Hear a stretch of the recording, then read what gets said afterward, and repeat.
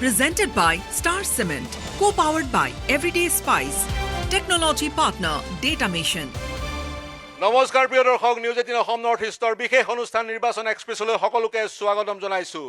আজি আমি আহি পাইছোহি বঙাইগাঁও জিলাৰ তিনিটা সমষ্টি সৃজনগ্ৰাম, বঙাইগাঁও আৰু অভয়াপুৰীৰ গান্ধী ময়দানৰ মুকলি আকাশৰ তলত আজি আমি সমগ্ৰ বঙাইগাঁওবাসীৰ মনৰ কথাৰ বুজ লম। কেনে ধৰণৰ এজন জনপ্ৰতিনিধি বঙাইগাঁওবাসীয়ে বিচাৰে, তিনিজন বিধায়ক তেওঁলোকে কেনে হোৱাটো বিচাৰে, তিনিটা সমষ্টিৰ উন্নয়ন সমানুপাতিকভাৱে হৈছেনে বা কি হ'বলগীয়া আছে, বিগত জনপ্ৰতিনিধি কেইজনে কি কৰিলে তাৰো খতিয়ান আমি বিচাৰিম আৰু কি কৰিবলৈ বাকী আছে, এইবাৰ তেওঁলোকে কেনে ধৰণৰ এজন জনপ্ৰতিনিধি বিচাৰে।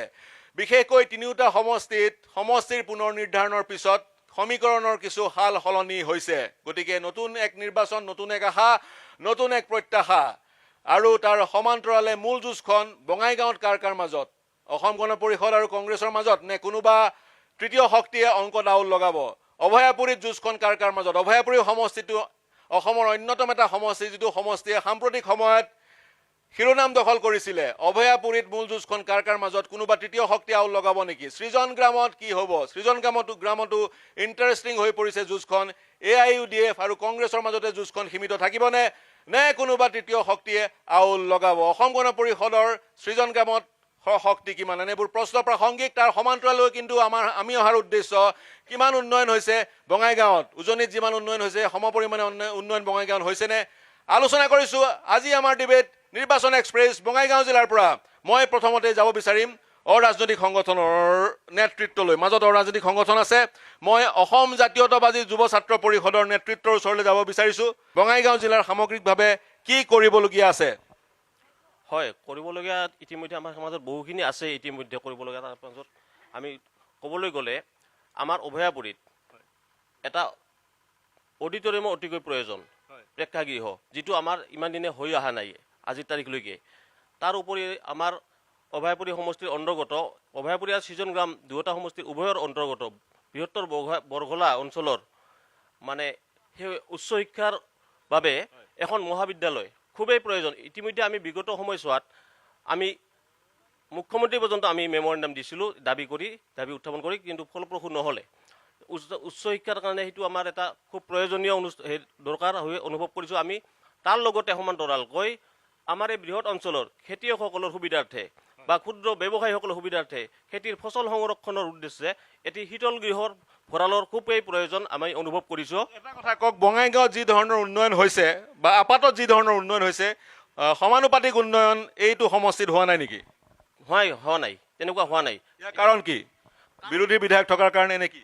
নিশ্চয়কৈ তেনেকৈ আমি ভাবিব পাৰোঁ। বিৰোধী থাকিলেও আমাৰ সমষ্টিত যিহেতু আমাৰ চৰকাৰৰ এমপিজন আমাৰ AGPৰ পৰাই আছিলে, কিন্তু AGPৰ পৰা থকা স্বত্বেও আমাৰ অভয়াপুৰী সমষ্টি বা সৃজনগ্ৰাম সমষ্টিত তেনেকুৱা কোনো উন্নয়নো আমি নমুনা দেখিবলৈ পোৱা নাই। বঙাইগাঁৱৰ সমান উন্নয়ন হোৱা নাই। মই জ্যেষ্ঠ নাগৰিকৰ প্ৰতিনিধি আমাৰ সৈতে আছে, তেওঁলোকৰ ওচৰলৈ যাব বিচাৰিম। কোনে ক'ব আৰম্ভ? হয়, ডাঙৰীয়া আপোনাৰ পৰা আৰম্ভ কৰিব বিচাৰিছোঁ। জ্যেষ্ঠ নাগৰিক সন্থাক প্ৰতিনিধিত্ব কৰিছে আপুনি। আমি গোটেই জিলাখনৰ সামগ্ৰিক ৰাজনৈতিক প্ৰেক্ষাপট জানিবলৈ আহিছোঁ। গতিকে কেনেকুৱা জনপ্ৰতিনিধি বিচাৰে বঙাইগাঁও? 40 বছৰে অসম গণ পৰিষদৰ দখলত, লগত থাকিলে সৃজনগ্ৰাম আৰু এই সমষ্টিটো, গতিকে কি ক'ব? নমস্কাৰ। প্ৰথম কথা হৈছে, এইবাৰ আমি অভয়াপুৰী ৰাইজ বা নতুনকৈ আত্মপ্ৰকাশ কৰা আমাৰ সমষ্টি 16 নং অভয়াপুৰী সমষ্টি, ইয়াৰে আমি ৰাইজসকল এইবাৰ যথেষ্ট উৎসাহী হৈ আছোঁ। কাৰণ আমাৰ এটাই কথা, আমাক এজন সুদক্ষ যোগ্য আমাক এজন জনপ্ৰতিনিধি লাগে, বিশেষকৈ আমাৰ 16 নং অভয়াপুৰী সমষ্টিত। কাৰণ উপৰোক্ত বক্তাই কৈয়ে গ'ল যে আমাৰ সমস্যাসমূহ, আমাৰ যথেষ্ট সমস্যা। আমি বহুত আশাবাদী যে এনে এজন ব্যক্তিক আমি বিধায়ক হিচাপে নিৰ্বাচিত কৰোঁ, যিহেতুকে আমাৰ এই অঞ্চলৰ যিসকল ভোটাৰ আছে তেওঁলোক যথেষ্ট এলাৰ্ট আৰু তেওঁলোকে জানে যে কাক প্ৰতিনিধিত্ব কৰিব লাগিব, কাক নিৰ্বাচিত কৰিব লাগিব। কাৰণ এনে এজন ব্যক্তিক আমি নিৰ্বাচিত কৰিম যিয়ে সেইখন চৰকাৰৰে এজন জনপ্ৰতিনিধি হ'ব পাৰে। যে আমাৰ কথা এইখিনিয়ে। কাৰণ মূলতঃ আমাৰ আৰু এটা কথা মোৰ মনত আহিছে, আমাৰ ইয়াতে দুখন নৈ আছে, কালকুৰা বুলি এখন আছে আৰু কুজিয়া নৈ আছে। আপুনি দেখাই পাব এইফালে দুৰ্গন্ধময় অৱস্থা, পানীখিনি ইয়াতে বন্ধ হৈ থাকে। গতিকে আমি এই নৈ দুখন যাতে পানী বোৱাই নিব পাৰোঁ, সেইটো আমাৰ কাৰণে ডাঙৰ সমস্যা। আৰু কৃত্ৰিম বানপানীৰো আমাৰ সমস্যা। বানপানীৰ সমস্যাটো আছে। আপুনি সাধাৰণ জেনেৰেল কলেজৰ কথা কৈছিলে, AGYCPৰ প্ৰতিনিধিগৰাকীয়ে ইঞ্জিনিয়াৰিং কলেজৰ কথা কৈছিল নে জেনেৰেল এখন কলেজৰ? এই সমগ্ৰ অঞ্চলটোত কলেজ নাই নেকি? চৰি, এই অভয়াপুৰী বিধানসভা আৰু শ্ৰীজনম বিধানসভা উভয়ৰ অন্তৰ্গত বৰহলা বুলি ঠাই আছে, ইয়াৰ পৰা এই স্থানত এখন কলেজ বিচাৰিছে। মই ৰাজনৈতিক দলৰ প্ৰতিনিধি অসম গণ পৰিষদৰ পৰা কোনে মন্তব্য ৰাখিব? প্ৰথমটো মন্তব্য হয় ডাঙৰীয়া, আপোনাৰ ওচৰলৈ আহিছোঁ। অসম গণ পৰিষদৰ দীৰ্ঘকালীন নেতা, তেওঁ কিন্তু বৰ্তমান বিজেপিত। গতিকে আপোনাৰ উপলব্ধি কি? বিজেপিয়ে হাইজেক কৰিলে আপোনালোকৰ নেতাগৰাকীক? বিজেপিয়ে কোনো হাইজেক কৰা নাই, কাৰণ আমি মিত্ৰতাত আছোঁ। আমি NDA দলত আছোঁ। যিহেতু ইটো আমাৰ অভয়াপুৰী সমষ্টিটো বিজেপিয়ে বিচাৰিছিল, আমি বিজেপিৰ যিহেতু প্ৰাৰ্থী কৰি উপযুক্ত প্ৰাৰ্থী হিচাপে ভূপেন ৰায়ক বিচাৰিছে, আমি কৈছোঁ তেওঁলোকে আমাৰ লগত আলোচনা কৰিলে যে মোক বিজেপিয়ে পদুম ফুলৰ ছবিত ইলেকশ্যন খেলিবলৈ কয়। আপোনালোকে কি কয়? যে আমি কৈছোঁ যে যদি আমাক হাতীৰ ছবিদানি দি ফুলত যদি খেলি, যিহেতু মানুহজন আমাৰেই না, আমি যিহেতু NDA দলত আছোঁ, আমি মানুহজনক প্ৰক্ষেপ কৰিছোঁ। আৰু যিহেতু ব্যক্তিগৰাকী সেইগৰাকীয়ে প্ৰক্ষেপ কৰিছে, মই আৰু কাৰোবাক অসম গণ পৰিষদৰ যদি আৰু কোনোবাই কয়, বিশেষকৈ বঙাইগাঁও সন্দৰ্ভত কোনে মন্তব্য কৰিব বিচাৰিব? হয়, আপোনাকে সুধিছোঁ, বঙাইগাঁও সন্দৰ্ভত কি ক'ব? হয়, আপুনিয়ে ক'ব, বঙাইগাঁও সন্দৰ্ভত কি ক'ব? বঙাইগাঁওটো অগপৰ এটা দুৰ্গ, আৰু সেই দুৰ্গ হিচাপে বঙাইগাঁও ডিষ্ট্ৰিক্টখন কি হৈছে আপোনালোকে বঙাইগাঁও সমষ্টিটো ক'ব লগা নাই। ইয়াত বঙাইগাঁৱত আজি অসম গণ পৰিষদৰ বিধায়কে আজি 8 বাৰ জিতিলে। 8 বাৰ জিতি তাত DC অফিচ কৰিলে, ইঞ্জিনিয়াৰিং কৰিলে, মেডিকেল কলেজ কৰিলে, গোটেইখিনি হৈছে। আজি ৰাস্তা ঘাট চাওক, তাত দ্বিতীয় বিকল্প কোনো কেণ্ডিডেটেই নাই। ঠিকে আছে, কিন্তু সাংসদ হিচাপে অসম গণ পৰিষদৰ ফণীভূষণ চৌধুৰী ডাঙৰীয়াৰ আনকেইটা সমষ্টিৰ ওপৰতো দায়িত্ব আছিল। কিন্তু সংসদ হিচাপে আছে। চাওক, 70 বছৰে আজি কংগ্ৰেছে দখল কৰি আছে আমাৰ গোটেই বৰপেটা সমষ্টিতে। আজি এবছৰ হ'ল, এবছৰত এজন সংসদে কি কাম কৰিব কওক? আৰু এবছৰে কৰিছে। আপুনি চাওক, দেওহাটীৰ পৰা অভয়াপুৰীলৈকে যিখিনি ষ্ট্ৰীট লাইট দিছে, চ'লাৰ লাইট, সেইখিনিতো সংসদে দিছে। এইবিলাক বিচাৰটো নাই, পাব্লিকৰ মাজত নাই। আজি এবছৰত সংসদ এজনে কি কৰিব পাৰে কওক? পুঁজিটো এবাৰেই আহে সংসদত, বছৰত এটা পুঁজি দি দিছে। অভয়াপুৰী সমষ্টি হিচাপে 1,24,00,000 টকা দিছে অভয়াপুৰী সমষ্টিটোত। তাৰ ওপৰত কি দিব কওক? মই ল'লো আপোনাৰ মন্তব্য। কংগ্ৰেছৰ কোনে প্ৰতিক্ৰিয়া প্ৰকাশ কৰিব বিচাৰিব? হয়, কংগ্ৰেছৰ কি প্ৰতিক্ৰিয়া প্ৰকাশ কৰিব? সামগ্ৰিকভাৱে তিনিটা সমষ্টিৰ যদি কথা কওঁ, বিশেষকৈ সৃজনগ্ৰামত কংগ্ৰেছ শক্তিশালী স্থিতিত থকা পৰিলক্ষিত হৈছে বা ৰাজনৈতিক বিশ্লেষকে কয়। আপুনি কি ক'ব বিচাৰিব? বঙাইগাঁও আৰু প্ৰথমতে মই অভয়াপুৰী সমষ্টিৰ কথা কওঁ, কংগ্ৰেছৰ কি উদ্দেশ্য বা কি আপোনালোকৰ ইছ্যু আগত লৈ আপোনালোক আগবাঢ়িছে? প্ৰথম মই সৃজনগ্ৰামৰ কথাই কৈছোঁ। আচলতে আমি যি আপোনালোকে জনমতাই যে আয়োজন কৰিছে, যেনেকৈ মৌলানা বদৰুদ্দিন আজমল ডাঙৰীয়া ধুবুৰী লোকসভাত প্ৰায় 11 লাখ ভোটত পৰাজিত হৈছিল।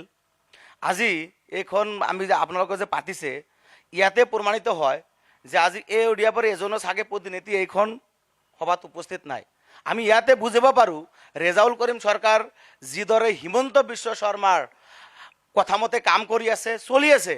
এইবাৰ বদৰুদ্দিন আজমল ডাঙৰীয়াক যিদৰে ধুবুৰীৰ পৰা বিদায় দিছিল, ৰেজাউল কৰিম চৰকাৰ তেওঁ আমচুৰ প্ৰাক্তন সভাপতি আৰু শিৰোনামো দখল কৰিছিল, আৰু এক শক্তিশালী প্ৰাৰ্থী হিচাপে তেওঁ তাত থিয় দিছে সৃজনগ্ৰামত। গতিকে কিছু থাকিব প্ৰভাৱ তেওঁৰ। কোনো শক্তিশালী নহয়। তাই 20টা বছৰ আমচুৰ লগত জড়িত আছিল।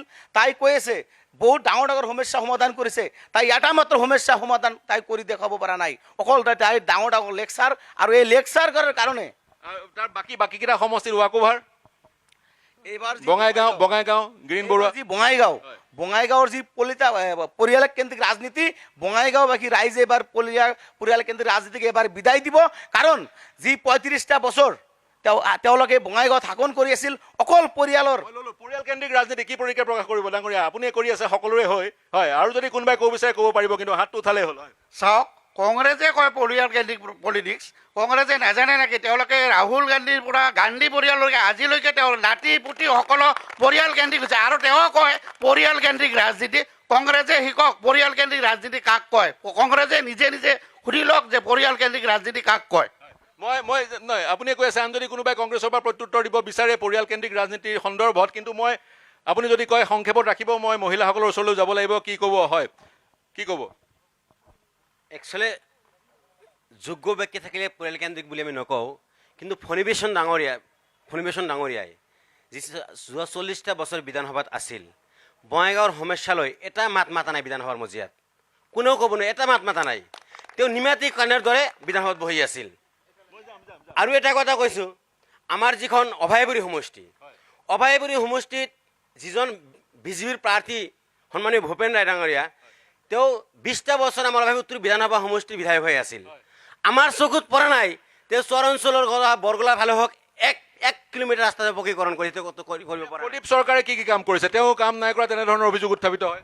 প্ৰদীপ চৰকাৰ আজি ৰাস্তাৰ ক্ষেত্ৰত কওঁ, আজি অভয়পুৰী যিখন মেডিকেল তেওঁ এই হাৰিয়া বিশ্বনাযুক্ত মেডিকেল কৰিছে।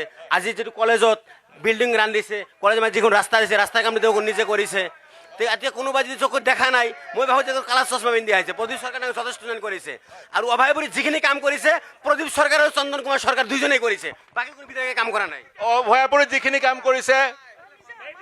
কাম কৰিছে প্ৰদীপ চৰকাৰ আৰু চন্দন চৰকাৰে কৰিছে। হয় হয়, নাই মই আপোনাৰ ওচৰলৈ আহিছোঁ। মেডিকেল কলেজ প্ৰদীপ চৰকাৰে কোৱা বুলি কোৱাটো হাস্যকৰক বিষয়। আপোনালোকৰ সাধাৰণ জ্ঞানখিনি নাই। এতিয়া চৰকাৰ কাজ চলি আছে। আপুনি ডেভেলপমেণ্ট ক্ষেত্ৰত ভাবক, আজি গুৱাহাটীত কোন জেগাত ফ্লাইঅভাৰ হোৱা নাই, বঙাইগাঁৱত ক'ত হোৱা নাই। অভয়পুৰীৰ পৰা আগত আগুৱাই যাওক, ফ্লাইঅভাৰ কেনেকুৱা হৈছে, উন্নয়ন কেনেকুৱা হৈছে। আপোনালোকৰ লাজ লগা দৰকাৰ আছিল। কংগ্ৰেছৰ দিনত কেৱল ঘোটালা। আমি মাটিৰ তলতো ঘোটালা পাইছোঁ, মাজত ঘোটালা পাইছোঁ, আকাশতো ঘোটালা পাইছোঁ। আপোনালোকৰ সম্পূৰ্ণ ক্ষেত্ৰত ঘোটালাই আপোনালোকে শেষ কৰি দিছিলে। এতিয়া ৰাইজ অতিষ্ঠ হৈ গৈছে, কংগ্ৰেছৰ ওপৰত অতিষ্ঠ হৈ গৈছে।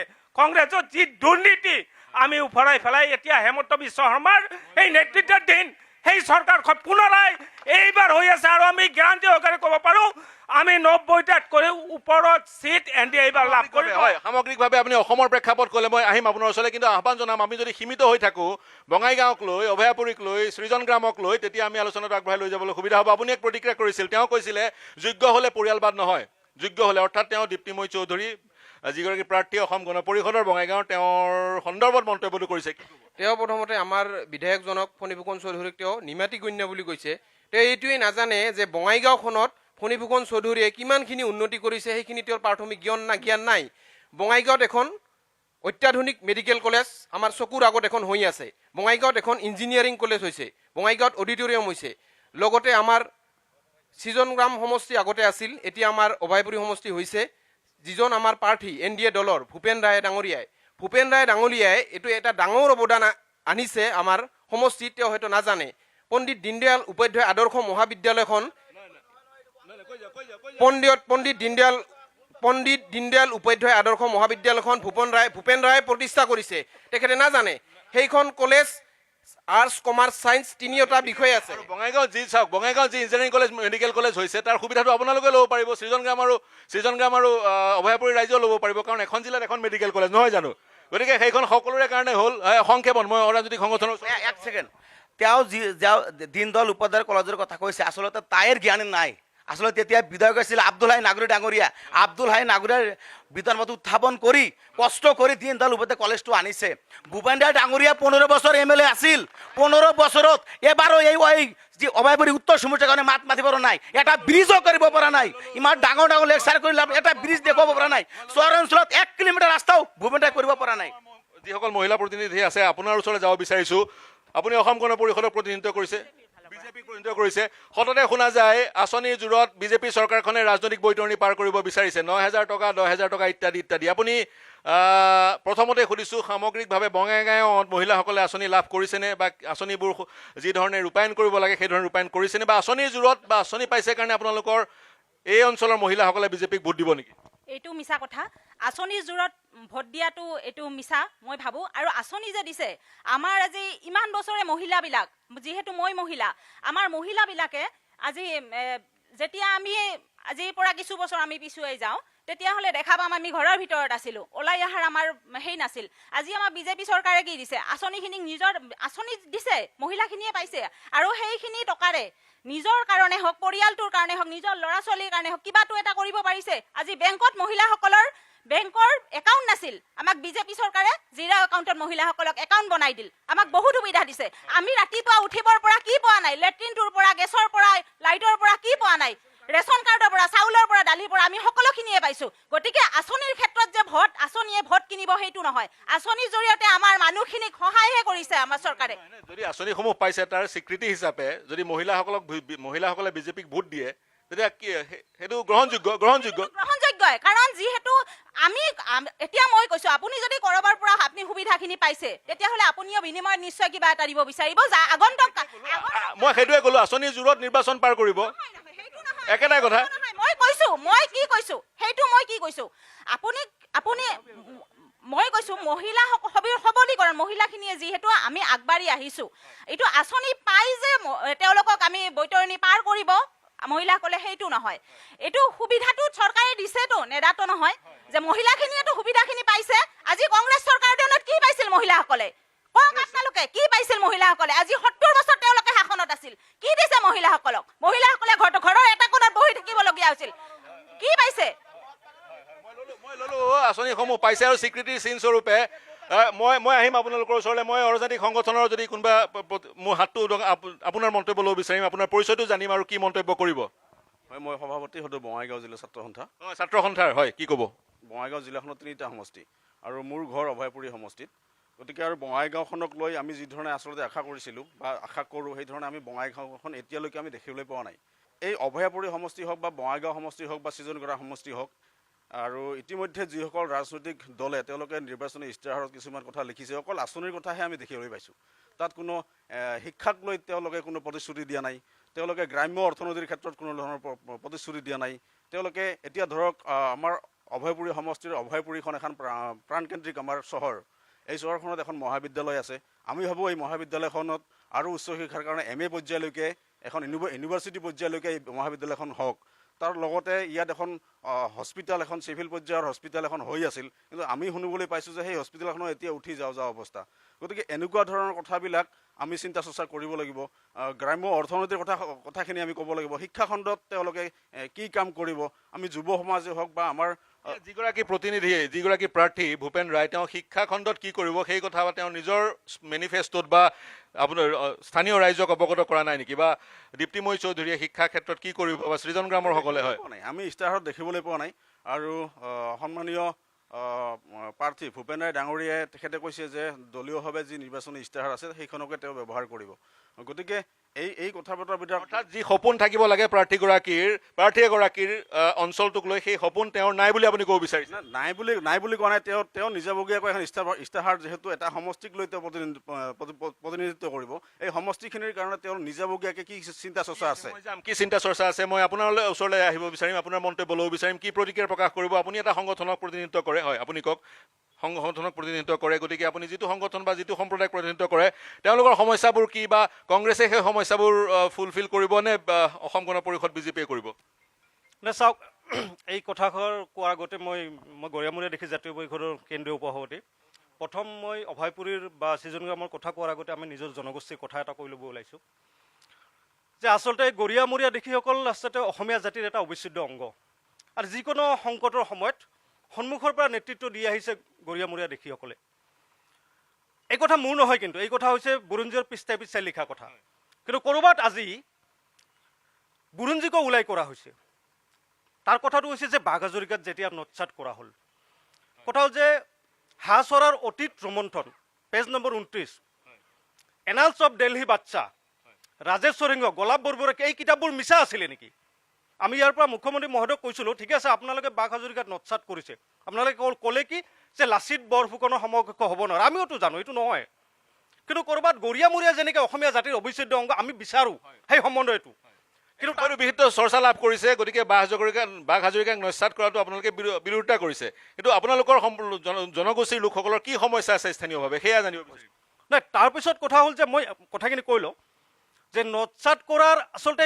কাৰণটো কি আমি বুজি নাপালোঁ দ্বিতীয় কথা হৈছে আপুনি চাব গোটেই অসমতে আমি খিলঞ্জীয়া হৈ যেতিয়া কাম কাজৰ কথা ভাবিছিলোঁ আমি বিজেপি চৰকাৰক সমৰ্থন কৰিছিলোঁ এইটো সঁচা কথা এইটো মিছা কথা নহয় এতিয়াও মুখ্যমন্ত্ৰী কয় যে খিলঞ্জীয়া অসমীয়া মুছলমানখিনি তেওঁৰ লগত আছে কিন্তু আজিৰ তাৰিখত আমি তেওঁক প্ৰশ্ন কৰিব খুজিছোঁ যে খিলঞ্জীয়া মুছলমানখিনি আপোনাৰ লগত থাকাতে ইয়াতে নলবাৰীৰ এগৰাকী গৰিয়া মহিলা বাংলাদেশৰ অলিয়াই গলিয়াই মই অসমীয়া কৈ কিয় ঘূৰিব লগা হ'ল আমাৰ প্ৰশ্ন আছে তাত আমাৰ আৱেগ জড়িত হৈছে আপুনি চাব তাৰপিছতো কি হ'ল যে উচ্ছেদ হ'ল গোলাঘাটত উচ্ছেদ হ'ল বাঘ হাজৰিকাৰ পৰিয়াল উচ্ছেদ হ'ল গোলাঘাটত হ'ল লখিমপুৰত বাঘ হাজৰিকাৰ পৰিয়াল উচ্ছেদ হওক আমাৰ ক'বলগীয়া নাই তেওঁলোকক সংস্থাপন কিয় ততালিকে কৰা নহ'ল তাৰপাছত শেষত আপোনাৰ মুখ্যমন্ত্ৰী সমষ্টিৰ ইছলামপুৰত আজাৰাৰ ওচৰত ইছলামপুৰত যিটো উচ্ছেদ হ'ল শেহতীয়াকৈ উচ্চ ন্যায়ালয়ৰ নিৰ্দেশ আছিলে তাত যে উচ্ছেদ হ'ব নালাগে, তাৰপিছতো উচ্ছেদ হ'ল। একো নাই আমাৰ ক'বলগীয়া, তেওঁলোকক পুনৰ সংস্থাপন দিয়ক, আমাৰ ক'ব লগা নাছিলে। কিন্তু তাৰপিছতো তেওঁলোকক অচিনাকি কিয় সজোৱা হ'ল, আমাৰ প্ৰশ্ন আছে আজি। মই শাসক দলৰ প্ৰতিনিধি কোনে ইয়াৰ প্ৰত্যুত্তৰ দিব বিচাৰিব বা কি ক'ব বিচাৰিব, কাৰো ওচৰলৈ যাম যদি আপুনি ক'ব ডাঙৰীয়া। হয়, খিলঞ্জীয়া মুছলমানসকলক অচিনাকি কিয় সজোৱা হ'ল বা তেওঁলোকক সেই তেনেধৰণৰ হাৰাশাস্তিৰ কিয় সন্মুখীন হ'বলগীয়া হৈছে এই অঞ্চলটোত বা সামগ্ৰিকভাৱে অসমত? আমাৰ ইয়াততো ধৰক আমি অভয়াপুৰীতো আমি খিলঞ্জীয়াখিনিক লৈতো আমি একেলগে ভাতৃপ্ৰতিম হিচাপে আমি আছোঁ, আমাৰ মাজতো কোনো বিভেদ নাই। এতিয়া কোনোবাই যদি ক'ৰবাত খাজ মাটি লৈ আছে, গভৰ্ণমেণ্ট লেণ্ড লৈ আছে, এইটোতো উচ্ছেদ হ'বই। গভৰ্ণমেণ্ট লেণ্ডৰ ক্ষেত্ৰতো আমি এইটো ক'ব নোৱাৰোঁ, গভৰ্ণমেণ্ট লেণ্ডতো উচ্ছেদ হ'বই, এইটো চৰকাৰৰ এটা নিয়ম, চৰকাৰক লাগিব, তেতিয়া গভৰ্ণমেণ্টে মাটিত লৈ যাব। সংস্থাপিত কিয় কৰা নহ'ল? সংস্থাপিত কৰা নহ'ল মানে সংস্থাপিতৰ সময় দিছে, হয়তো সময় ইয়াৰ নেক্সট হৈ যাব। সংস্থাপিত সেইটোতো আৰু আমি ইমান দূৰ গৈ পোৱা নাই, কিন্তু আমি যিখিনি জানো যিহেতু উচ্ছেদ হৈছে, উচ্ছেদিত পৰিয়ালক সংস্থাপনৰ কাৰণেতো হেৰি অসমৰ মুখ্যমন্ত্ৰীয়ে এটা কথা কৈয়ে দিছে যে সংস্থাপন হৈ যাব যিখিনি উচ্ছেদিত হৈছে। সংস্থাপিত হ'ব। মই পিছফালে যদি কোনোবাই মন্তব্য কৰিব, ডাঙৰীয়া আপোনাৰ পৰা মন্তব্য ল'ম। হয়, আপুনি বিজেপিক প্ৰতিনিধিত্ব কৰিছে, কি ক'ব বিচাৰিব? আজি যদি চৰকাৰী মাটি কোনোবা দখল কৰে, চৰকাৰে সেই মাটি ল'ব পাৰিব, কাৰণ চৰকাৰী মাটি দখল কৰা কাৰো অধিকাৰ নাথাকে। ইয়াত মোৰো অধিকাৰ নাই, মুখ্যমন্ত্ৰীৰ অধিকাৰ নাথাকে চৰকাৰী মাটি অধিকাৰ কৰাত।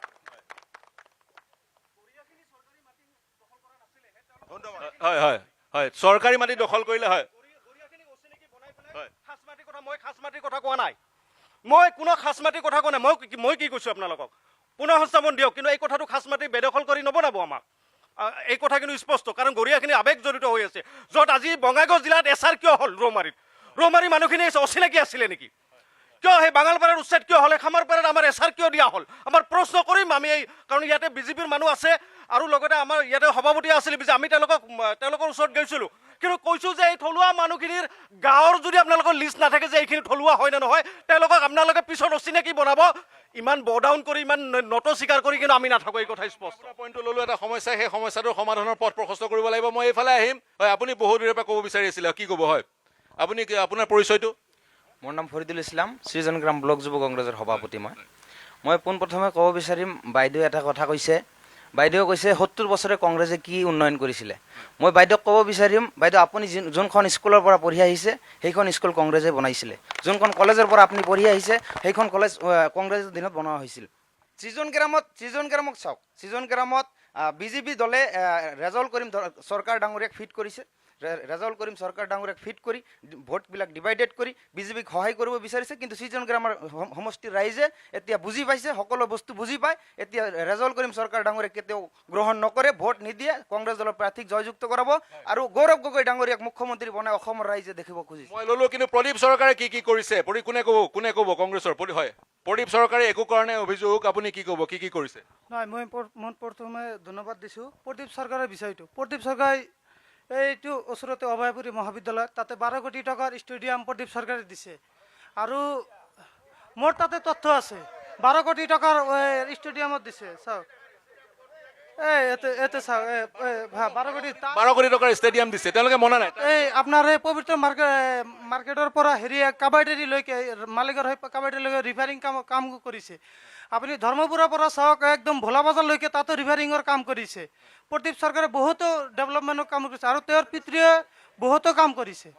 ল'লোঁ এতিয়া আন এটা প্ৰাসংগিক বিষয়। হয়, তাবাৰটাৰী বলগত মডেল স্কুল হৈছে, বৰজনাতো মডেল স্কুল হৈছে, হয় নহয়? তত্ত্ব সহকাৰে মোৰ লগত আছে। নাই শুনিব, নাই ৰ'ব, দুটা প্ৰাসংগিক প্ৰশ্ন। প্ৰদীপ চৰকাৰে কি কৰিলে? যদি বঙাইগাঁৱৰ প্ৰসংগটো উল্লেখ কৰোঁ, যোৱা 40টা বছৰত ফণীভূষণ চৌধুৰীয়ে বঙাইগাঁৱৰ প্ৰতিনিধিত্ব কৰিছিল, তেওঁ কি কৰিলে? আপুনি কিবা এটা ক'ব বিচাৰিছিল প্ৰদীপ চৰকাৰ প্ৰসংগত? প্ৰদীপ চৰকাৰে কি কৰিছে 5টা বছৰে, তাৰে প্ৰদীপ চৰকাৰৰ ঘৰৰ আগত এটা বৰ্ড আছে, বিৰাট চৰ্চিত বৰ্ড, এইটো জানে না নাই? আমি কিন্তু চবে জানো, অভয়পুৰী ৰাইজে। তাৰে বৰ্ডটোত লিখা আছে বিধায়ক ঘৰত নাই। 5টা বছৰে খালি অকল দুৰ্গা পূজা, কালী পূজা, বিহু আৰু ঈদ, এই 5টা বছৰত 2-3 দিন আগত প্ৰদীপ চৰকাৰক দেখা পাব বিধায়ক ঘৰত আছে বুলি। আৰু আমি যোনটো স্কুলত বৰ্ডত বিধায়ক ঘৰত নাই বুলি লিখা থাকে, আপুনি এতিয়াও কি জান নিৰ্বাচনে বিধায়ক ঘৰত নাথাকে। আৰু এও ডাঙৰীয়াই কৈছে যে কংগ্ৰেছে বনাইছে, আমিতো ৰাণীয়ে বনোৱা স্কুলৰ পৰা পঢ়ি আহিছোঁ আৰু অভয়পুৰী কলেজটো কংগ্ৰেছ অহাৰ আগৰ দিনৰ পৰাই, তাৰে প্ৰতি উত্তৰটো দিলে ভাল হয়। মই প্ৰতিক্ৰিয়া ল'ম, কিন্তু বঙাইগাঁও সমষ্টিত ফণীভূষণ চৌধুৰী যদি মূল্যায়ন কৰে, কোনোবাই কৰিব বিচাৰে, মই আহিব বিচাৰে, কি ক'ব আপুনি বঙাইগাঁও প্ৰসংগত কি ক'ব? বঙাইগাঁও প্ৰসংগত পিছত কৈ মই পোনপ্ৰথমতে অসমৰ কথাই ক'ব ওলাইছোঁ।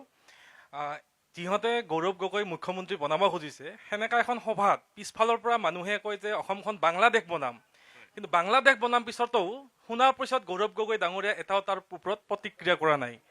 কেনেধৰণৰ এটা হ'ব পাৰে যে আমাৰ অসমখন বাংলাদেশ বনাম বুলি ভাবিছে, তাতকৈ আৰু নীলাজৰ কথা কিবা হ'ব পাৰে নেকি কংগ্ৰেছৰ কাৰণে? আৰু তাৰ সমান্তৰালে যুৱ প্ৰজন্মৰ প্ৰতিনিধি হিচাপে বঙাইগাঁৱত পৰিৱৰ্তন নিবিচাৰে নেকি? আমি পৰিৱৰ্তন বিচাৰি আছোঁ, আৰু এতিয়া আমাৰ বঙাইগাঁওখন ডেভেলপ হৈ আছে আগতকৈ বহুতে। একেদিনে জনপ্ৰতিনিধিৰ পৰিৱৰ্তন জনপ্ৰতিনিধি এতিয়া এনডিএ চৰকাৰৰ পৰা মিলাই আমাক ভূপেন ৰায় ডাঙৰীয়াক দিছে আমাৰ অভয়পুৰী সমষ্টিত, 16 নং সমষ্টিত। আমি আঁকোৱালি লৈছোঁ, খুব সুন্দৰ দক্ষতা থকা মানুহ, কাম কৰিব আগন্তুক দিনত। 5 বছৰ ৰাইজে খালি অপেক্ষা কৰক, 5 বছৰ দিনত ভাল কাম হ'ব অভয়পুৰী। বঙাইগাঁও প্ৰসংগটো উল্লেখ কৰিছিলোঁ। বঙাইগাঁও প্ৰসংগটো উল্লেখ কৰিলে 1985 চনৰ পৰা ফণীভূষণ চৌধুৰী বিধায়ক আৰু এইবাৰ তেওঁৰ পত্নী দীপ্তিময়ী চৌধুৰী। গতিকে সেই প্ৰাৰ্থী হিচাপে বঙাইগাঁৱৰ পৰিৱৰ্তন নিবিচাৰে নেকি? মই আপুনি প্ৰতিক্ৰিয়া ল'ম, কিন্তু এইফালে আহিব বিচাৰিছোঁ। হয়, আপোনাৰ পৰা জানিব বিচাৰিম কি ক'ব বিশেষকৈ অভয়পুৰী আৰু বঙাইগাঁও প্ৰসংগত আপুনি কি বক্তব্য আগবঢ়াব? বঙাইগাঁৱৰ যদি কথা সুধোঁ, আপুনি চাগে নিজে দেখি আছে 1985 চনৰ পৰাই একেজনে বিধায়ক আৰু এইবাৰ তেওঁৰ পত্নী দীপ্তিময়ী চৌধুৰীক প্ৰাৰ্থিত্ব প্ৰদান কৰা হৈছে। গতিকে বঙাইগাঁৱত আপুনি নাভাবেনে এক পৰিৱৰ্তনৰ সময় আহি পৰিছে প্ৰাৰ্থীজনৰ? আমাৰ 3টা সমষ্টি আগত আছিলে, অভয়াপুৰী উত্তৰ, অভয়াপুৰী দক্ষিণ আৰু বঙাইগাঁও। এইবাৰ যিটো সমষ্টি পুনৰ নিৰ্ধাৰণৰ পিছত অভয়াপুৰী 2টা হ'ল, এটা হৈছে অভয়াপুৰী, এটা ছিজনগ্ৰাম আৰু বঙাইগাঁও। এতিয়া বঙাইগাঁৱৰ প্ৰসংগটো আপোনালোকে ইতিমধ্যে বহুত কথাই হ'ল, গতিকে সেইটো আৰু মই চৰ্বিত চৰ্বণ কৰিব খোজা নাই। এতিয়া নতুনকৈ যিটো হৈছে অভয়াপুৰী, আমি মুখ্যতঃ অভয়াপুৰীত যিহেতু বসবাস কৰোঁ, দেৱদাৰু নগৰী আৰু বিজনী ৰাজ্যৰ ৰাজধানী চহৰ, অভয়াপুৰীত আমাৰ কি কি কাম হ'ল বিগত দিনত, এইটো হৈছে আমাৰ মুখ্য বিষয়। গতিকে এই আমাৰ অভয়াপুৰী সমষ্টিত আমি এইবাৰ এটা ভাল আমি যে এটা দিশলৈ আগবাঢ়িছোঁ, এইটো আমি উপলব্ধি কৰিছোঁ। কাৰণ বিগত দিনত আমি অভয়াপুৰীৰ উন্নয়ন একো দেখা নাই। আমাৰ এই ৰাজধানী চহৰত শিক্ষা, সাংস্কৃতিক বা প্ৰশাসনিক ক্ষেত্ৰৰ এটা কেন্দ্ৰ আছিল, কিন্তু বিগত দিনত আমাৰ উপযুক্ত জনপ্ৰতিনিধি নোহোৱাৰ বাবে আমি পিছ পৰি ৰ'লোঁ। এতিয়া আমি উপলব্ধি কৰিছোঁ, এইবাৰ নতুন যেতিয়া অভয়াপুৰী সমষ্টিটো হ'ল, আমি আটাই আশাবাদী হৈ আছোঁ যে আজি উপযুক্ত আমি ব্যক্তি এজনক যদি আমাৰ NDAৰ ফালৰ পৰা চৰকাৰলৈ আগবঢ়াব পাৰোঁ, তেতিয়া নিশ্চিতভাৱে ক'ব পাৰোঁ অভয়াপুৰী অঞ্চলত আমাৰ উন্নয়ন ত্বৰান্বিত হ'ব। শাসক দলৰ বিধায়ক থাকিলে উন্নয়ন ত্বৰান্বিত হ'ব। এইফালে হয়, এইফালে তেওঁ হাত দাঙিছে। মই আপোনাৰ ওচৰলৈ যাম। পৰিচয়টো আৰু কি মন্তব্য কৰিব? তৃণমূলৰ পৰা কৈছোঁ। তৃণমূলৰ কিমান শক্তি ইয়াত? নতুন দল যদি হয়, আমাৰ 2টা প্ৰাৰ্থী আগতে আছে, এটা হ'ল ভূপেন ৰায় আৰু হ'ল ইফালে প্ৰদীপ চৰকাৰ। দুজনৰ সিমান এটা গ্ৰহণযোগ্যতা নাই। কাৰণ এইটোৱে আপোনাৰ মানিকপুৰৰ আপোনাৰ চাৰ্কেল অফিচ লৈ গ'ল, আপোনাৰ কি কয় এইটো ফায়াৰ ব্ৰিগেড লৈ গ'ল, তাৰপিছত আপোনাৰ ক'ত লৈ গৈছে সুধিছে? সেইখিনি আমাৰ অফিচ যিখিনি আছিল গোটেইখিনি লৈ গ'ল তেখেতে। ক'ত দিলা নাইয়ে। আপোনাৰ ST অফিচটো জাং কৰি আছে। বুজিছে, তেখেতৰ সময়তো যদি এইখিনি বস্তু যায়, তেখেতে কি এতিয়া নতুন প্ৰজন্ম দিব লাগে। মোৰ হিচাপত তৃণমূলৰ দিয়ক, বঢ়িয়াকৈ আমাৰ শক্তি হ'ব। তৃণমূলৰ প্ৰাৰ্থী আছে, তৃণমূলৰ প্ৰাৰ্থী তেওঁ কিমান আউল লগাব পাৰিব? তেওঁ বঢ়িয়া একদম। আমাৰ যিহেতু ইফালে আছে বা মমতা বেনাৰ্জীৰ পৰাই বহুত সহায় সহযোগ পাব, আমাৰ এতিয়া কাম কৰিব। তৃণমূলৰ প্ৰাৰ্থীও আছে। মই এইফালে আহিব বিচাৰিম। কোনে প্ৰতিক্ৰিয়া প্ৰকাশ কৰিব? হয় ডাঙৰীয়া, আপুনি অফিচবোৰ উঠি গ'ল বা ইয়াত উন্নয়ন হোৱা নাই? তেওঁ ক'লে যে চাৰ্কেল অফিচ উঠাই লৈ গ'ল, ফায়াৰ ব্ৰিগেড লৈ গ'ল। এইটো আচ্ছা, মানিকপুৰৰ বিধায়ক কোন আছিলে? বিধায়কজন কোন আছিল? ভূপেন ৰায় আছিলে নেকি? বিধায়ক আছিলে আব্দুল বাটেৰ। আপোনাৰ যদি সেইখিনি সাধাৰণ জ্ঞান নাই, এইবিলাক কুৱেশ্যন ইয়াত নকৰিব। সাধাৰণ জ্ঞানখিনি নাথাকিলে এতিয়া ৰাজহুৱাভাৱে এইবিলাক কুৱেশ্যন নকৰিব। বুজিছা, তেখেত ক'ত আছিলে? ভূপেন ৰায়টো এক্স-MLA এজনৰ পৰা লৈ যাব পাৰে নেকি? আপোনালোকৰ বিধায়কজন থাকোঁতে কেনেকৈ লৈ গ'ল? আপুনি সেইটো কথা কওক। হা, আপুনি কি আৰু আপুনি কৈ আছে যে মমতা এইটো বেংগল শেষে কৰি পেলালে। আপোনালোকে এতিয়া অসমত সোমাইছে। অসমত আৰু হাংগামা কৰিব খোজে নেকি? হিন্দু মুছলমান জৈন খ্ৰীষ্টান বুলি আপোনালোকে এইটো বেংগল চেছ কৰি দিলাক, গোটেই মাৰামাৰি কৰি এতিয়া অসমত সোমাইছে। অসমত সেই পৰিৱেশ আনিব খোজে নেকি? মই পৰীক্ষা প্ৰকাশ কৰিব। হয়, যিহেতু আমাৰ আছিল, তেখেতে আছিল আগৰবাৰ আপোনাৰ যিটো ফৰেষ্ট অফিচ আছিল, তেখেত থাকাতে নিছে। তেখেতে ক'লে হ'ব নেকি? বিধায়ক 4 টাইম বিধায়ক আছিল না, তেখেতে 4 টাইম বিধায়ক আছিল গোটেইখিনি। হয় মই ল'লো আৰু এইফালে আৰু পিছফালে কোনোবাই ক'ব বিচাৰিব? হয় আপুনি কিবা এটা ক'ব বিচাৰিছে, কংগ্ৰেছৰ প্ৰতিনিধি হয়। তাৰমানে আমাৰ এই সন্মানী দাদাগৰাকী কৈছে যে কংগ্ৰেছৰ দিনত দুৰ্নীতি হৈছে আৰু কংগ্ৰেছৰ ভুল আছিল বুলি ৰাইজে তেওঁক বিদায় দিছিল। কিন্তু এতিয়া কংগ্ৰেছৰ যিখিনি দুৰ্নীতি কৰা মানুহ এইখিনি কিন্তু গোটেইখিনি বিজেপিত। এতিয়া অসমত কিন্তু বিজেপি দেখা নাই আমি। বিজেপিৰ যিখিনি মেইন মানুহ গোটেইখিনি কংগ্ৰেছৰ, বিজেপি কিন্তু নাই। আৰু এইখিনি মানুহ যাই বিজেপি যিখিনি ঘোটালা কৰি আছে, বিজেপিৰ যিখিনি চিনিয়ৰ মানুহ আছিল গোটেইখিনিক মানে আঁতৰাই দিছে। আৰু বিজেপি চৰকাৰৰ দিনত এই প্ৰসংগটো সামগ্ৰিকভাৱে অসমৰ বিষয়। এতিয়া যদি কওঁ বঙাইগাঁৱতো কংগ্ৰেছৰ কোনো, বঙাইগাঁও সমষ্টিততো কংগ্ৰেছৰ কোনো শক্তিয়ে নাই, শক্তিহীন হৈ পৰিল। কংগ্ৰেছে যোৱা 40 বছৰে কংগ্ৰেছৰ বিধায়ক বঙাইগাঁৱত নাই। আপোনালোকৰ বিধায়ক, গতিকে বঙাইগাঁৱত আপোনালোকে কিমান শক্তি প্ৰদৰ্শন কৰিব পাৰিব? সৃজন গ্ৰামৰ বাদে বাকীকেইটা সমষ্টিত আপোনালোক জয়ী হোৱাৰ সম্ভাৱনা খুবেই কম। এইবাৰ আমি বঙাইগাঁও জিলাৰ 3টা সমষ্টি ভাৰতীয় জাতীয় কংগ্ৰেছ দলৰ প্ৰাৰ্থী জয়লাভ কৰিব নিশ্চিত। বঙাইগাঁও কেনেকৈ জয়লাভ কৰিব? বঙাইগাঁও জয়লাভ কৰিব মানে বঙাইগাঁৱত যিখন ফণীভূষণ চৌধুৰী, তেওঁ 40 বছৰ বিধায়ক আছিল, তেওঁ এতিয়া সাংসদ হৈছে, তেতিয়া মিছেছে এতিয়া আকৌ প্ৰাৰ্থীটো প্ৰদান কৰিছে। গতিকে গিৰীশ বৰুৱাক কিয় ভোট দিব ৰাইজে? গিৰীশ বৰুৱাৰ গিৰীশ বৰুৱাক কিয় ভোট দিব? ক্ষমা কৰিছোঁ, গিৰীশ বৰুৱাক গিৰীশ বৰুৱা সামাজিক কাম, বৰুৱা সেইটো কৈছোঁ। গিৰীশ বৰুৱা ডাঙৰীয়া সামাজিক কামত বহুত আগবঢ়া আছে, ৰাইজৰ লগত ভাল এটা টাচ আছে, বহুত দিনৰ পৰা তেওঁ ৰাইজৰ লগত লাগি আছে। আৰু তেখেতে বহুত দিন এজিপি প্ৰাৰ্থীক ভোট দিল, কিন্তু এতিয়া দেখিছে এজিপিৰ পৰা কোনো ধৰণৰ আশা কৰা নাই। দীপ্তিময় চৌধুৰীক কিয় ভোট নিদিব? তেওঁ কোনো ধৰণৰ উন্নয়ন কৰিব পৰা নাই, ৰাইজৰ লগত ভালকৈ মিশিব পৰা নাই, আৰু এজিপি কৰ্মীসকলক গুৰুত্ব দিয়া নাই। এতিয়া বিজেপিৰ কৰ্মীসকলে তেখেতৰ মুৰ্দাবাদ দিয়া আৰম্ভ কৰি দিছে। আপোনালোকে দেখিছে ছ'চিয়েল মিডিয়াত বিজেপিৰ কৰ্মীয়ে মুৰ্দাবাদ দিয়া আৰম্ভ কৰিছে। গতিকে দীপ্তিময় চৌধুৰীক এইবাৰ বিজেপিৰ কৰ্মীসকলে ভোট নিদিয়ে। মই জানিব বিচাৰিম, ভোট ট্ৰেন্সফাৰ নহ'ব নেকি? বিজেপি এজিপিৰ মাজত সংঘাতৰ কিবা সূত্ৰপাত হ'ব নেকি? কোনে ক'ব বিচাৰিব? বিজেপিৰ যদি কোনোবা আছে? হয় হয় হয় হয় এই বাইদেউ পিছফালৰ পৰা। হয় বাইদেউ আপুনি আগলৈ আহক। হয় হয় হয় বাইদেউ, হয় আপোনাৰ পৰিচয়টো আৰু কি ক'ব? বিজেপিক প্ৰতিনিধিত্ব কৰিছে? মোৰ নাম সৰজু দেৱী, মই অভয়াপুৰ মিউনিচিপালিটি ৱাৰ্ড কমিশ্যনাৰ। এতিয়া আপুনি কি ক'ব খুজিছে মোক? প্ৰথমতে আঁচনিৰ কথা সুধোচোন। আঁচনিৰ যোগেদি চৰকাৰখনে নিৰ্বাচনী বৈতৰণি পাৰ কৰিব বিচাৰিছে, মহিলাৰ ভোট ল'ব বিচাৰিছে। এনেকুৱা কথাটো নহয়। তাৰমানে কি জানে, আচলতে মহিলাক সন্মান, স্বাৱলম্বী কৰি আছে। আজিৰ মহিলা কিমান দুখীয়া মহিলা আছে, এনেকুৱা নহয় যে ধনী যিখিনি আছে থকা মহিলাখিনি দিয়াৰ কথা ইয়াত অহা নাই। আঁচনি দিয়ে, টিকেট নিদিয়ে। কিন্তু নীলিমা দেৱী বা ছগৰাকী মহিলাকহে বিজেপিয়ে প্ৰাৰ্থিত্ব প্ৰদান কৰিছে। নীলিমা দেৱীকে ধৰি ভোট লাগে, টিকেটটো নিদিয়ে। তেনেকুৱা কথা নহয়, তেওঁলোকে চাই চিতি দিবতো। মানে পলিটিক্সৰ যিটো অংক, সেই অংকত আমি তেনেকুৱা কথা নহয় যে আমাৰ 33% মহিলা আমাৰ হ'বই লাগিব, তেনেকুৱা নহয়। উপযুক্ত মহিলা থাকিবও লাগিব, তেতিয়াহে আমি উপযুক্ত কৰিব লাগিব মহিলাক। আঁচনি দিলে উপযুক্ত হ'ব জানো? তেনেকুৱা নহয়। আগে ঘৰবিলাক চলিব লাগিব। আমাৰ মৌলিক প্ৰয়োজন যিটো অন্ন, বস্ত্ৰ, বাসস্থান, সেই বস্তুখিনি এই চৰকাৰখনে দি আছে। লগতে সৰু সুৰা যিখিনি আমাৰ মহিলাক উন্নয়ন আৰু স্বাৱলম্বী হৈছেতো, স্বাৱলম্বী হৈছে।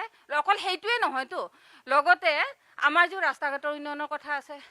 আজি ফণীভূষণ চৌধুৰীৰ কথা কৈছে, তাত ফণীভূষণ চৌধুৰী তেওঁ দিল্লীলৈ গুচি গ'ল, বাইদেউক ইয়াতে প্ৰক্ষেপ কৰিলে, কি ক'ব?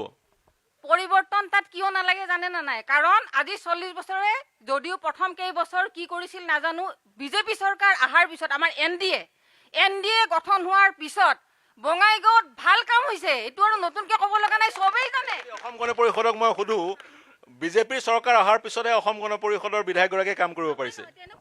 সেইটোৱে ক'লে দেখোন। তেখেতৰ উপযুক্ততা আছেতো, তেখেতে আনিব পাৰে আৰু সেইকাৰণে এই পৰ্যন্ত আছে। তাৰ পিছতে আমাৰ ফণীভূষণ চৌধুৰীক তাত বিচাৰে, তেওঁৰ পিছতে আমাৰ দীপ্তিময় চৌধুৰীক সেইকাৰণে বিচাৰিছে, ৰাইজে বিচাৰিছে কাৰণে তেওঁ আহিছে। মই আৰু মহিলাসকল আছে। হয় নহয়, মই আৰু আহিছে, মই পিছফালে এগৰাকী। হয় বাইদেউ আপুনি কি ক'ব? নকয় বাইদেউ মন্তব্য কৰিব?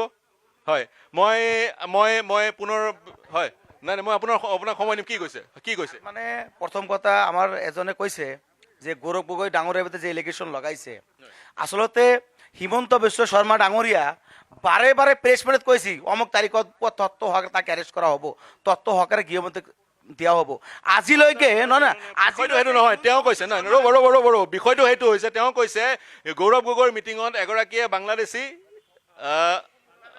অসমক বাংলাদেশ বনাম বুলি ক'লে, গৌৰৱ গগৈ মঞ্চৰ পৰা কোনো ধৰণৰ প্ৰতিক্ৰিয়া প্ৰকাশ নকৰিলে।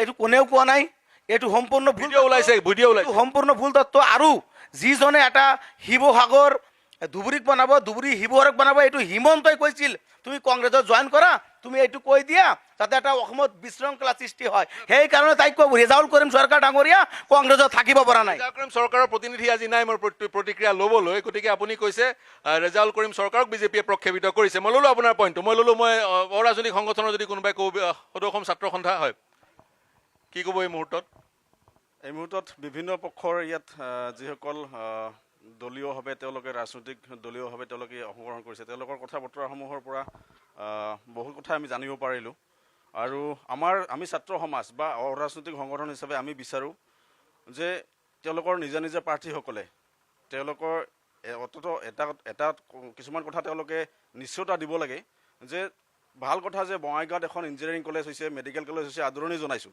কিন্তু তেওঁ সেই মেডিকেল কলেজৰ বা ইঞ্জিনিয়াৰিং কলেজৰ তাত অধ্যয়নৰ ক্ষেত্ৰতে হওক বা কৰ্মসংস্থাপনৰ ক্ষেত্ৰতে হওক তাত বঙাইগাঁৱৰ কাৰণে তাত সংৰক্ষণৰ ব্যৱস্থা থাকিবনে নাই তাৰপিছত আমাৰ যি বঙাইগাঁৱৰ বেছিভাগ অঞ্চলে আমাৰ গাঁৱলীয়া অঞ্চল এই গাঁৱলীয়া অঞ্চলৰ শিক্ষক ছাত্ৰ সমাজে হওক বা আমাৰ কৃষকসকলে হওক তেওঁলোকৰ কাৰণে তেওঁলোকৰ কি ব্যৱস্থা থাকিব অসম বা বঙাইগাঁও জিলা মিশ্ৰিত জনগাঁথনি গতিকে যিহেতু আছুৰ এটা শক্তিশালী দাবী হৈছে খিলঞ্জীয়া সুৰক্ষা গতিকে সেই দাবীটো এই অঞ্চলত কেনেকৈ আগবঢ়াই লৈ যাব সেই দাবীটো আমাৰ সদায় থাকিব আৰু তাৰ লগে লগে যিহেতু আমি বঙাইগাঁও জিলাখন ৰাজবংশী অধ্যুষিত এলেকা আমাৰ 6 জনগোষ্ঠীৰ কথাও আছে 6 জনগোষ্ঠীৰ জনজাতিকৰণ এটা মূল বিষয় অঞ্চলৰ জনজাতিকৰণ তাৰপিছত কেব আহিল কাহ হ'ল গতিকে কাৰ জৰিয়তে অসমত কিমান মানুহ আহিল ইতিমধ্যে ৰাজ্য চৰকাৰে হওক বা কেন্দ্ৰীয় চৰকাৰে হওক কাৰ যিটো আমাৰ ৰিজাল্ট আহিছে সন্তুষ্টি প্ৰকাশ কৰা তেওঁলোকেও নাই আৰু আমিও অসন্তুষ্টি প্ৰকাশ কৰিছোঁ আৰু আমি ছাত্ৰ সন্থাই অসন্তুষ্টি প্ৰকাশ কৰি ইতিমধ্যে কিন্তু সুপ্ৰিম কোৰ্টত আমি আপিল কৰিছোঁ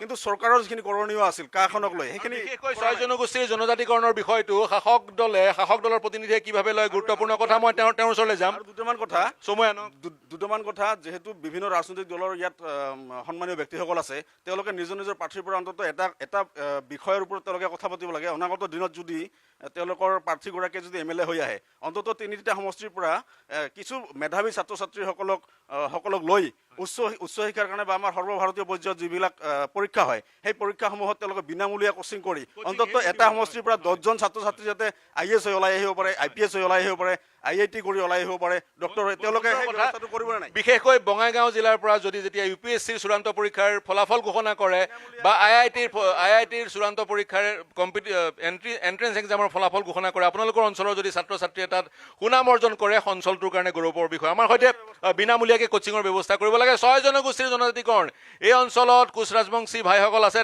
ভাই ভনীসকল আছে তেওঁলোকৰ এইটো এটা অন্যতম দাবী এই দাবী পূৰণ কৰিবলৈ চৰকাৰে কি কৰিব এতিয়ালৈকে নকৰিলে কিন্তু আমাৰ ৰাভা ভাইও আছে আমাৰ সৈতে হয় কোনে ক'ব ৰাভা সাহিত্য সভা ৰাভা ছাত্ৰ সন্থা ক্ষমা কৰিব ৰাভা ছাত্ৰ সন্থা হয় আজি এই নিউজ 18 নিৰ্বাচনী এক্সপ্ৰেছৰ জৰিয়তে মই আপোনালোকক এটা কথা ক'ব বিচাৰিছোঁ যে ৰাভাসকলৰ এটা তাৰমানে পৰিচয় আছে সেইটো হ'ল ৰাভা হাছঙক লৈ ৰাভা হাছঙৰ গোৱালপাৰা আৰু কামৰূপ গ্ৰাম্য জিলাক লৈ ৰাভা হাছং কিন্তু আমি ৰাভা হাছঙৰ বাহিৰত থকা ৰাভাসকলৰ এটা আমি সুকীয়া পৰিচয় পাবলৈ সক্ষম হৈছোঁ NDA চৰকাৰৰ দিনত এইটো হৈছে আমি ৰাভা হাছঙৰ বাহিৰত থকা ৰাভাসকল ৰাভা উন্নয়ন পৰিষদ পাবলৈ আমি সক্ষম হৈছোঁ আৰু এইটো NDA চৰকাৰে আমাক দিবলৈ সক্ষম হৈছে তাৰ বাবে আমি তেওঁলোকক আমি ধন্যবাদ জ্ঞাপন কৰিছোঁ তো চৰকাৰৰ ওপৰত মোৰ আৰু এটা তাৰমানে ক্ষোভ আছে NDA চৰকাৰে যদিও আমাক তাৰমানে ৰাভা উন্নয়ন পৰিষদ দিছে কি মোৰ তেওঁলোকৰ প্ৰতি এটা মোৰ ক্ষোভ আছে ক্ষোভটো এনেকুৱা যে যিখিনি জনজাতীয় ছাত্ৰ ছাত্ৰী আছিল ক্লাছ 1ৰ পৰা এইটোলৈকে 2024-25 আৰু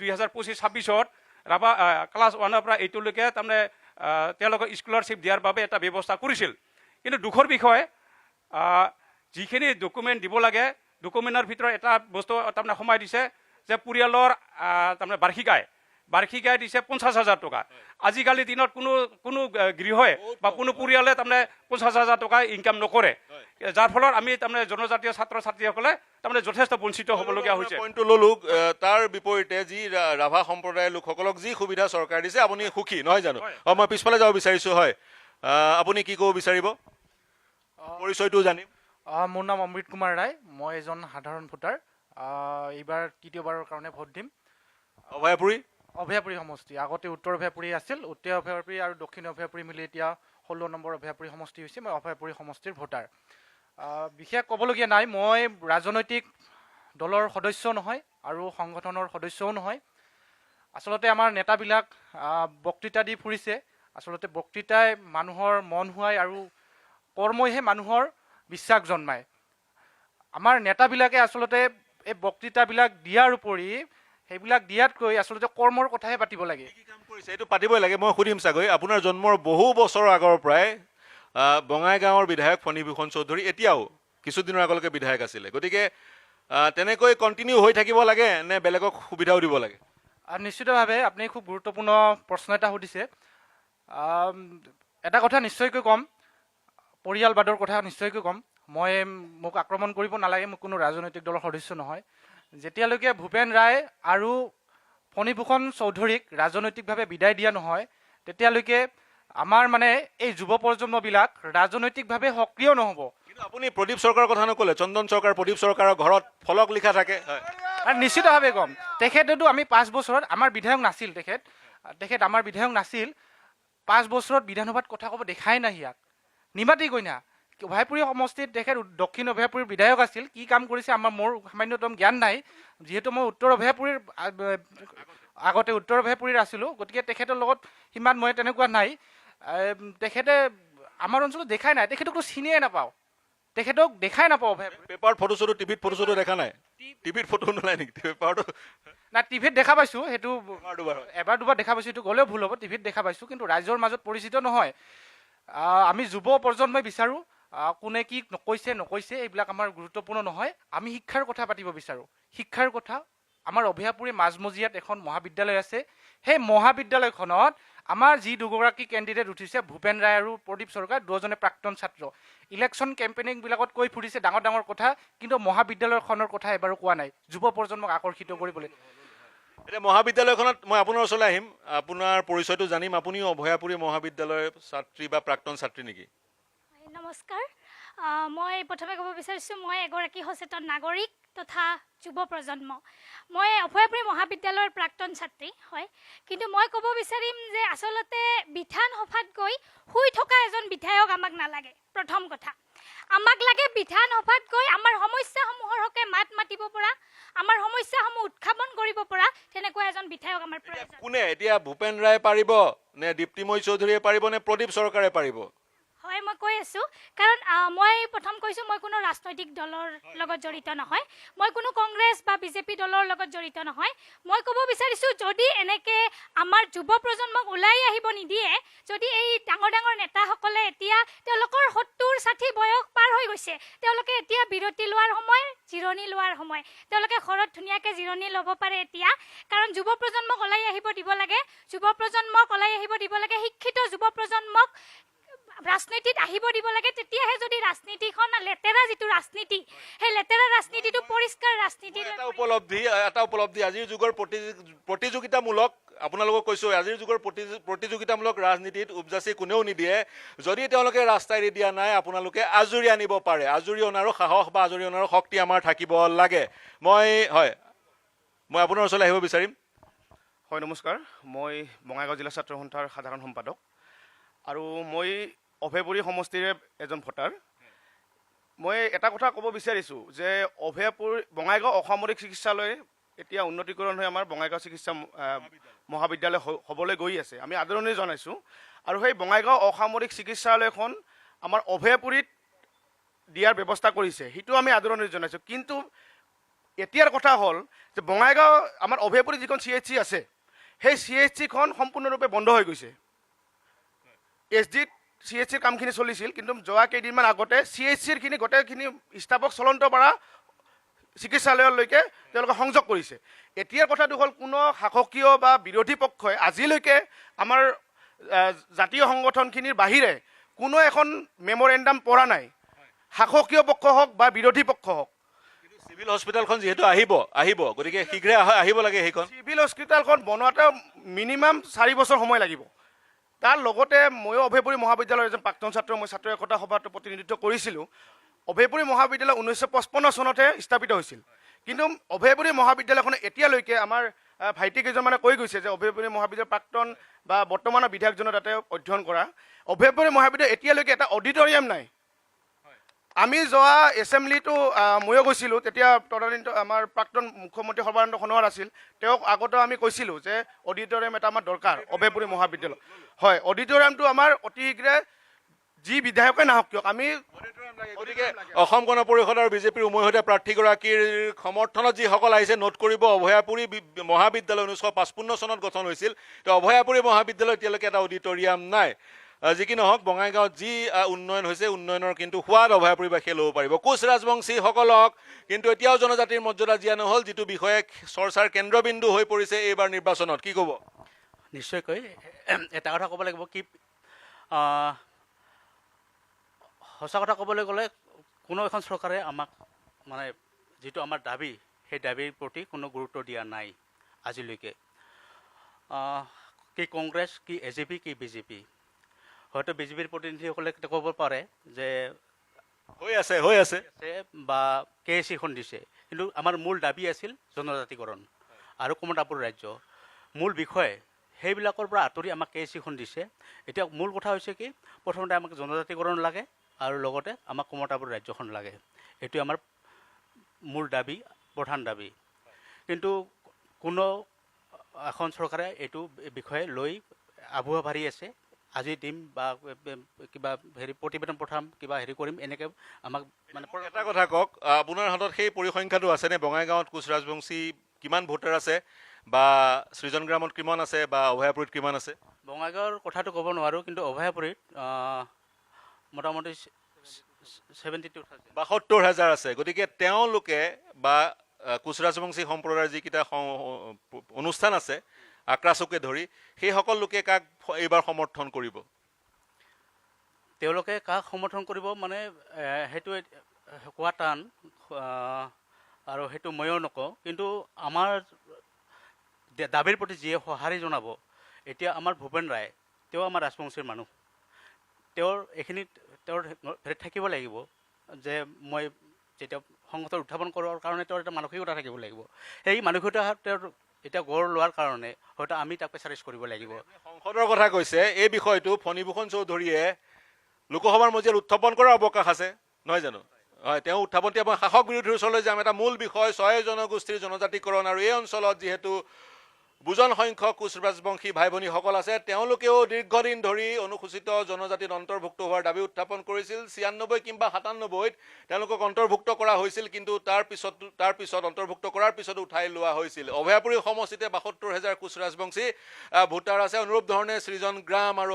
বঙাইগাঁৱতো থাকিব এই বিষয়টোত কোনে মন্তব্য কৰিব অসম গণ পৰিষদ আৰু বিজেপিৰ উমৈহতীয়া সমৰ্থক হিচাপে কোচ ৰাজবংশীসকলৰ জনজাতিকৰণৰ বিষয়টো কোনে মন্তব্য কৰিব বিচাৰিব কোনে হয় কওক 100% আমি একমত যে কোচ ৰাজবংশী ভাই বন্ধুসকল যিবিলাক আছে তেওঁলোকক জনজাতিকৰণ কৰিব লাগে চৰকাৰে বিভিন্ন সময়ত এই সম্পৰ্কে আলোচনা কৰি কিছু প্ৰতিশ্ৰুতিও দিয়া আমি দেখা পাওঁ আমি এটা বস্তু অনুধাৱন কৰিছোঁ যে যিহেতু কোচ ৰাজবংশী অধিকৃত অঞ্চল হয় সেইকাৰণে বিধায়কজনো সেই একে গোষ্ঠীৰে যদি হয় আমি অভয়াপুৰী বিধানসভাটোৰ কথা কৈ আছোঁ মই এতিয়া বাহিৰটো মই যাব খোজা নাই এতিয়া আপুনি সুবিধাজনক এটা স্থিতি গ্ৰহণ কৰিছে ফণীভূষণ চৌধুৰীৰ কথা নকয় হয় ফণীভূষণ চৌধুৰী চাওক ফণীভূষণ চৌধুৰী ডাঙৰীয়া তেখেতে লোকসভাত উঠাব পাৰে হয় নিশ্চয় লোকসভাত উঠাব পাৰে হয়তো উঠাবৰ কাৰণে এটা ব্যৱস্থা গ্ৰহণ কৰি আছে যিহেতু আমি এই সম্পৰ্কে আলোচনা কৰা তেওঁ এটা বেলেগ দলৰ অগপৰ যদিও NDAৰ হয় আমি বিজেপি আৰু অগপৰ NDA হ'ব পাৰোঁ কিন্তু তেওঁ অগপৰ প্ৰতিনিধিত্ব কৰি আছে আমি বিজেপিৰ প্ৰতিনিধিত্ব কৰি আছোঁ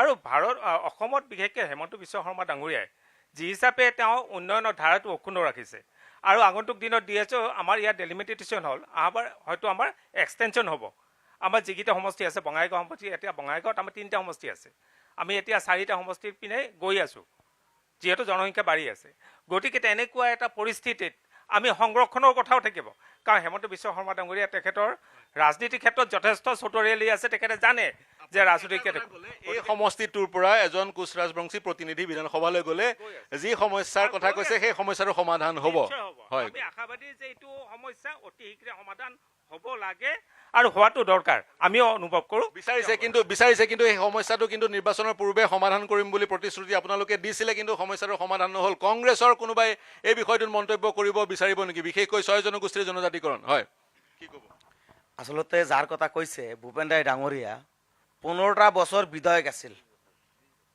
15 পৰা 20 বছৰ বিধায়ক আছিল তাই এবারও কোচ রাজবংশের কারণে মাত মাতা নাই আমার কংগ্রেসে মাত মাতিছে আমি চাও যে আপোনালোকৰ মেনিফেষ্টত আছে নে নাই আছে 100% আছে কোচ ৰাজবংশীৰ জনজাতিকৰণ হ'ব লাগে আৰু তেওঁ ভূপেন ৰায় ডাঙৰীয়া 15 বছৰ শাসন কৰিছিল অভয়পুৰী উত্তৰত। মই এটা কথা কৈছোঁ, চহৰ অঞ্চলত 1 কিলোমিটাৰ ৰাস্তা দেখাব নোৱাৰে, এটা ব্ৰিজো দেখাব নোৱাৰে, অকল তাৰ নিমাতী কন্যাৰ দৰে তাই বিধানসভাত বহি আছিল। সেইকাৰণে তাই যে এইবাৰো যায় কোচবাসীসকলৰ কাৰণে মাত মাতিব, কেতিয়াও নামাত মাতে। সেইকাৰণে অভয়পুৰী ৰাইজে এইবাৰ প্ৰদীপ চৰকাৰ ডাঙৰীয়াক আকৌ বিধায়ক হিচাপে বিধানসভাত পঠাব।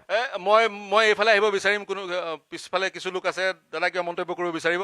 হয়, নকৰে। হয়, মই সেই বিষয়টো আৰু অন্যতম বিষয়, মই এইফালে শাসক পক্ষৰ ওচৰলৈ আহিব বিচাৰিম। প্ৰদীপ চৰকাৰে কোচ ৰাজবংশীৰ বিষয়টোক সজোৰে উত্থাপন কৰিব। কোনে প্ৰতিক্ৰিয়া প্ৰকাশ কৰিব বিচাৰিব? হয়, কি সময়ত আমি কি দেখা পালোঁ কওকচোন? আমি যদি ইয়াতে বহি আছোঁ, অভয়পুৰী 16 নম্বৰ এতিয়া যোনটো আমাৰ ডেলিমিটেশ্যন হয় 16 নম্বৰ অভয়পুৰী আছে, ইয়াৰ আগতে 35 নম্বৰ অভয়পুৰী আছিলে। উন্নয়নৰ ধাৰা যদি আমি চাওঁ, প্ৰদীপ চৰকাৰৰ পৰা কি আমি আশা কৰিব পাৰোঁ আৰু কি পাইছোঁ? কাৰণ বিধায়ক পুঁজিত কিছু পইচা আহিছে, সেই পইচাখিনিতো এতিয়া কাম কৰিব লাগিব। আগৰ দিন নাই, এতিয়া আগৰ দিন পকেটত ভৰোৱা দিন নাই। এতিয়া কাম কৰি কামবিলাকৰ সম্পূৰ্ণ ডাটাবিলাক দি থাকিব লাগিব, ইউচিবিলাক দিব লাগিব। আগত যেনেকৈ আহিছিলে 10 টকা আহিছিলে, মই 5 টকা দিছোঁ, 5 টকা খাইছোঁ, সেইদিন এতিয়া নাই। 2014 চনৰ পিনৰ পৰা এটা আমূল পৰিৱৰ্তন হৈছে, তেওঁলোকে জনা দৰকাৰ।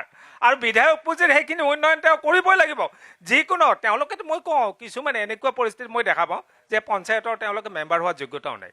তেনেকুৱা ব্যক্তি আমাৰ ইয়াতে বিধানসভাত গৈ তেওঁলোকে কি উত্থাপন কৰিব কওকচোন? তেওঁলোকে সাধাৰণ জ্ঞানখিনি থাকিব লাগিবতো। ৰাইজৰ মাজত গৈ কেতিয়াবা দুখৰ কথা বুজি লৈছেনে? তেওঁ কেতিয়াবা মানুহৰ মাজত গৈছেনে? কিমানজন মানুহৰ মাজত গৈ তেওঁলোকৰ দুখৰ কথা তেওঁক যদি সোধা হয়, অভয়পুৰীত আমাৰ জনসংখ্যা কিমান আছে, কিমান জনসংখ্যাৰ ভিত্তিত কোন আমাৰ জনগোষ্ঠী আছে, কোন জনগোষ্ঠীৰ অৱস্থা কেনেকুৱা, কোনটো ঠাইত কোন জনগোষ্ঠী বাস কৰে, তেওঁ সেইখিনি উত্তৰ দিব নোৱাৰে। মই নিশ্চিতভাৱে ইয়াৰ পৰা ক'ব পাৰোঁ। গতিকে সেই জ্ঞানখিনি নাই। বাইদেৱে কিবা এটা ক'ব বিচাৰিছে? হয় হয়, মই আহিম আপোনাৰ ওচৰলৈ, বাইদেউৰ মন্তব্যটো লৈ লওঁ। কেন্দ্ৰত বিজেপি, ৰাজ্যত বিজেপি খাটাং। ৰাইজে ক্ষীপ্ৰ উন্নয়ন বিচাৰে, ক্ষীপ্ৰ উন্নয়ন হৈছে। 70 বছৰে যিবিলাক লেহেমীয়া গতিত হৈ আছে, নহয়, ইমান ক্ষীপ্ৰ গতিত হৈ আছে ৰাইজে। সেইকাৰণে বিজেপি মিত্ৰজোঁট NDA এইটোৱে বিচাৰে। এইবিলাক কংগ্ৰেছৰ কিমান খহনীয়া দেখিছে, ৰাইজে। গতিকে আৰু কংগ্ৰেছক কোনে বিচাৰে? কংগ্ৰেছক নিবিচাৰে। বিশেষকে 16 নং অভয়পুৰীৰ কি উন্নয়ন? 16 নং অভয়পুৰীটো উন্নয়ন কোনে দেখা নাই, যাৰ কাৰণে বিজেপি এতিয়া পদুম ফুল। এজিপি বিজেপি ইয়াত লগ হৈছে, এজিপি বিজেপি লগ হৈছে। এজিপিত আছিল, তেওঁ বিজেপিলৈ আহিলে। গতিকে ভোট ট্ৰেন্সফাৰ ধুনীয়াকৈ হ'ব। এজিপি বিজেপি একেলগে আছে নে? এজিপি ক্ষোভিত দলত থাকিলে হ'বই, যিহেতু আমাৰ মিত্ৰ হয়। তেওঁ এজিপিত আছিলে, বিজেপিত আছে, যিহেতু মিত্ৰ হয় আমাৰ দলৰ নীতি মানিব লাগিব। গতিকে আমাৰ NDA চৰকাৰখন হ'বই লাগিব। বিপুল ভোটত আমি উদ্ধাৰ হ'ব পাৰিম। আৰু কোনে? হয়, আপোনাৰ ওচৰলৈ আহিম। হয়, মই আপোনাৰ ওচৰলৈ যাম। যিদৰে কৈছে, যেতিয়া 1990 চনৰ পিছত অসম গণ পৰিষদৰ চৰকাৰ আছিল, তেতিয়া টিচাৰসকলে আত্মহত্যা কৰিছিল। তাৰপিছত যেতিয়া অসমৰ মুখ্যমন্ত্ৰী তৰুণ গগৈ ডাঙৰীয়া হ'ল, তেতিয়াৰ পৰা আজিলৈ 15 বছৰ শাসন কৰিছিল। শান্তিপূৰ্ণভাৱে অসমত চৰকাৰী অনুষ্ঠান হৈছে, শিক্ষকক দৰমহা দিয়া হৈছিল। গুপ্ত হত্যা কাৰ দ্বাৰা হৈছিল? প্ৰফুল্ল কুমাৰ মহন্তৰ দিয়া হৈছিল। মই ল'ম। হয় হয়, নাই ৰ'ব 1 মিনিট ৰ'ব। নাই, যুৱ প্ৰজন্মৰ প্ৰতিনিধি আছে, আপুনি কি ক'ব বিচাৰিব? হয়, নমস্কাৰ। তেখেতে আচলতে যিটো কথা কৈছে যে অসমত গুপ্ত হত্যা হৈছিল অসম গণ পৰিষদৰ দিনত, আচলতে তেখেতে নাজানে অসমত যদি আটাইতকৈ হত্যা হৈছে সেইটো হৈছে কংগ্ৰেছৰ দিনত। আপোনালোকে চাব, অসম গণ পৰিষদ তাৰ কাৰণে আচলতে সৃষ্টি হৈছে। অসম আন্দোলনৰ ফলত তেওঁলোকে যিমানজন শ্বহীদ কৰিছে, সেই শ্বহীদৰ কাৰণে আচলতে আজি অসম গণ পৰিষদ সৃষ্টি হৈছে। বুৰঞ্জী পৃষ্ঠা আমি লুটিয়াম, কিন্তু মোৰ কথাটো হৈছে, ৰ'ব 1 মিনিট, মোৰ কথাটো হৈছে, আপোনালোকৰ আপুনি যদি অসম গণ পৰিষদৰ প্ৰতিনিধিত্ব কৰে নেকি? হয় ছাৰ, মই অসম গণ পৰিষদৰ ভাতৃ সংগঠন অসম ছাত্ৰ পৰিষদৰ। প্ৰশ্নটো, ভূপেন ৰায় অসম আন্দোলনৰ নেতা, অসম গণ পৰিষদৰ জ্যেষ্ঠ নেতা, অসম গণ পৰিষদৰ হৈ নিৰ্বাচনত অৱতীৰ্ণ হোৱা হয়, কি ডিফাৰেঞ্চ থাকিলে হয়? বিজেপিয়ে তেতিয়া তেওঁক সমৰ্থন দিলে হয়, অসম গণ পৰিষদৰ বিধায়ক হিচাপে গ'ল হয়, আঞ্চলিকতাবাদী শক্তিক বিধানসভাত তেওঁ প্ৰতিনিধিত্ব কৰিলে হয়, কিন্তু তেওঁক বিজেপিলৈ লৈ গৈ বিজেপিৰ বিধায়ক হিচাপে তেওঁক তালৈ লৈ যোৱা হৈছে। আপুনি কি ক'ব? আপোনালোকৰ সংখ্যা এটা কমিল। আচলতে যিহেতু তেওঁলোক মিত্ৰজোঁটত থাকি চৰকাৰ গঠন কৰিব ওলাইছে, কিন্তু মিত্ৰজোঁটত থাকিলে আচলতে ৰাজনৈতিক দলসমূহৰ বিভিন্ন ধৰণৰ অসুবিধা হয়। আপোনালোকে চাব, বঙাইগাঁও সমষ্টিত 3টা সমষ্টিয়ে ধৰি লওক আমাৰ অসম গণ পৰিষদে প্ৰতিনিধিত্ব কৰি আহিছে প্ৰতিবাৰে, কিন্তু এইবাৰ আমাৰ কি হ'ল, যিটো অভয়াপুৰী সমষ্টিত আছিল, আচলতে অভয়াপুৰী সমষ্টিত যদি এটা সমষ্টি যদি বিজেপিয়ে নাপায়, তেনেহ'লে তেওঁলোকৰ কৰ্মীখিনিৰো অসুবিধা হ'ব। গতিকে সেই স্বাৰ্থত আৰু উন্নয়নৰ স্বাৰ্থত এইবাৰ আমাৰ অভয়াপুৰী সমষ্টিত ভূপেন যি গ'ল বিজেপিলৈ গ'ল আৰুতো ঘূৰি নাহে, বিজেপিলৈ গ'ল আৰুতো ঘূৰি নাহে। ব্যক্তি এগৰাকী অসম গণ পৰিষদৰ হৈ থাকিলে হয়, বিধায়ক হ'লে এজিপিৰে হ'ল, এজিপিৰো বিধায়কে হ'ল হয়, বা বিজেপিৰ হ'লে বিজেপিৰে হ'ব। গতিকে সংকুচিত নহ'ল জানো অসম গণ পৰিষদ? নাই, আমাৰ কোনো তাত সংকুচিত নাই, কাৰণ আমাৰ হৈছে কি উন্নয়নৰ স্বাৰ্থত আমাক ইয়াত NDA চৰকাৰ লাগে। আমি NDA হিচাপে আমি এইবাৰ নিৰ্বাচন খেলিবলৈ ওলাইছোঁ। অসম গণ পৰিষদৰ যিসকল প্ৰতিনিধি আপোনালোকে উপলব্ধি কৰে নেকি যে এই ধৰণে বিজেপিৰ সৈতে থকাৰ কাৰণে আপোনালোক সংকুচিত হ'ল? কোনোবাই ক'ব বিচাৰিব নেকি? যদি কয় মই প্ৰতিক্ৰিয়া ল'ম। যদি অসম গণ পৰিষদৰ কোনোবাই ক'ব বিচাৰে মই ৰাজনৈতিক সংগঠনৰ পিনে আহিম, কোনোবাই মন্তব্য কৰিব এইফালে বিচাৰিব নেকি? হয় হয় কওক। ছাত্ৰ সমাজৰ প্ৰতিনিধি হিচাপে সকলো ৰাজনৈতিক দলৰ প্ৰাৰ্থীসকললৈ আমাৰ আহ্বান, তেওঁলোকে ছাত্ৰ সমাজৰ হৈ কাম কৰক। আৰু লগতে যিহেতু মই এজন অভয়াপুৰী সমষ্টিৰ ভোটাৰ, মই বিচাৰোঁ এই অভয়াপুৰীৰ যিটো আমাৰ সমষ্টিৰ প্ৰাণকেন্দ্ৰ অভয়াপুৰী, ইয়াত এটা বিভিন্ন আমি জাতি জনগোষ্ঠী হিচাপে আছোঁ। এটা ভাষাৰ সংগ্ৰহালয় লাগে, এটা ৰাজহুৱা এটা ডাঙৰ পুথিভঁৰাল লাগে, আৰু ইয়াত সাংস্কৃতিক প্ৰকল্প এটা লাগে। গতিকে এই কথাখিনি তেওঁলোকে সাংস্কৃতিক প্ৰকল্প, আমাৰ ভাষাৰ এটা সংগ্ৰহালয় বা বিভিন্ন জাতি জনগোষ্ঠীৰ যিসকল ঐতিহাসিক বস্তু, সেই বস্তুখিনিক ৰখাৰ কাৰণে এটা সংগ্ৰহালয়, গতিকে এই বস্তুখিনিৰ ওপৰত তেওঁলোকে কথা পাতিবনে নাই? এইখিনি বস্তুবোৰ কথা পাতিব নাই? মই হয়, আপুনি সংক্ষেপত কওক। আজি আমি অনুষ্ঠানটো আৰম্ভ হোৱাৰ পৰাই শুনি আছোঁ আমাৰ অডিটৰিয়ামৰ অভাৱ, তাৰপিছত আমাৰ পুথিভঁৰাল, কলেজৰ অডিটৰিয়াম নাই, পুথিভঁৰাল নাই, গোটেইখিনিৰ অভাৱ আমি পালোঁ। যোৱা 5 বছৰততো আমাৰ একোৱেই নহ'ল, আৰু অহা আগন্তুক 5 বছৰত আমি যেতিয়া আমাৰ ভূপেন ৰয় ডাঙৰীয়াক আমি এই মঞ্চৰ পৰাই আমি ক'লোঁ, তেওঁতো বিপুল ভোটত জয়যুক্ত হ'বই, এইটো জিকিছে। আৰু অহা 5 বছৰত আপুনি আমাক এইখন মঞ্চ দিব, আৰু সেই মঞ্চখনত আপুনি আমাক প্ৰশ্ন কৰিব যে এই 5 বছৰত আপোনালোকে NDA চৰকাৰৰ হৈ ভূপেন ৰয়ক জিকাই আপোনালোকে কি কাম কৰিলে। মই আজি এই মঞ্চৰ পৰা এইখিনি তেতিয়া আহিম, আপোনালোকক সুধিম। ৰ'ব, মই আপোনাৰ ওচৰলৈ আহিব বিচাৰিছোঁ। ডাঙৰীয়া, কি মন্তব্য কৰিব? কেনেকুৱা এখন চৰকাৰ বিচাৰে, কেনেকুৱা এখন জনপ্ৰতিনিধি বিচাৰে? আপোনাৰ পৰিচয়টো? নমস্কাৰ, মই অভয়পুৰী পৌৰসভাৰ পৌৰপতি, আৰু বিগত আগৰ কাৰ্যকালতো মই অভয়পুৰী মিউনিচিপালিটিৰ ভাইচ প্ৰেচিডেণ্টো আছিলোঁ। কিন্তু মই 2টা কাৰ্যকালত মই অসুবিধাখিনি যিখিনি পাইছোঁ মই সেইখিনিয়ে ক'ম। কাৰণ আগৰ কালত অনন্ত মালো আছিলে UDFৰ MLA, এইবাৰ আছিল আমাৰ প্ৰদীপ চৰকাৰ, যাৰ কাৰণে আমাৰ 2011 চেঞ্চাছ মতে আমাৰ পপুলেশ্যন পেটৰ আমাৰ ধন দিয়ে চৰকাৰৰ পৰা, পুঁজি দিয়ে। সেই পুঁজি আমাৰ যিখিনি দৰকাৰ সেইখিনি নহয়। কিন্তু আমাৰ যদি MLAটা আমাৰ বিজেপিৰ হ'ল হয়, বা সেইবাৰো যদি MLAটো বিজেপিৰ হ'ল হয়, তেতিয়া আমি এক্সট্ৰা NDA হ'ল হয়, আমি এক্সট্ৰা ফাণ্ড পালোঁ হয়। আমাৰ অভয়পুৰী, বিশেষকৈ মই অভয়পুৰীৰ কাৰণে মই প্ৰতিনিধিত্ব কৰোঁ। আমাৰ সমস্যাবিলাক আমাৰ ৰাইজবিংকেও জানে। আমাৰ ড্ৰেইনৰ সমস্যা আছে, 70% আমাৰ ড্ৰেইন কেঁচা ড্ৰেইন, যাৰ কাৰণে বাৰিষা দিনত আমাৰ আৰ্টিফিচিয়েল বানপানীৰ সৃষ্টি হয়। গতিকে এইবাৰ আমি দৃঢ় বিশ্বাস, আমাৰ ভূপেন ৰায় NDAৰ পৰা মোটামুটি 50,000 ওপৰত ভোটত, বিপুল ভোটত জিতিব। আমি উক্ত উন্নয়ন কামখিনি আমি যিহেতু আছোঁ আমি কৰিম, আৰু তেওঁ কথাও দিছে।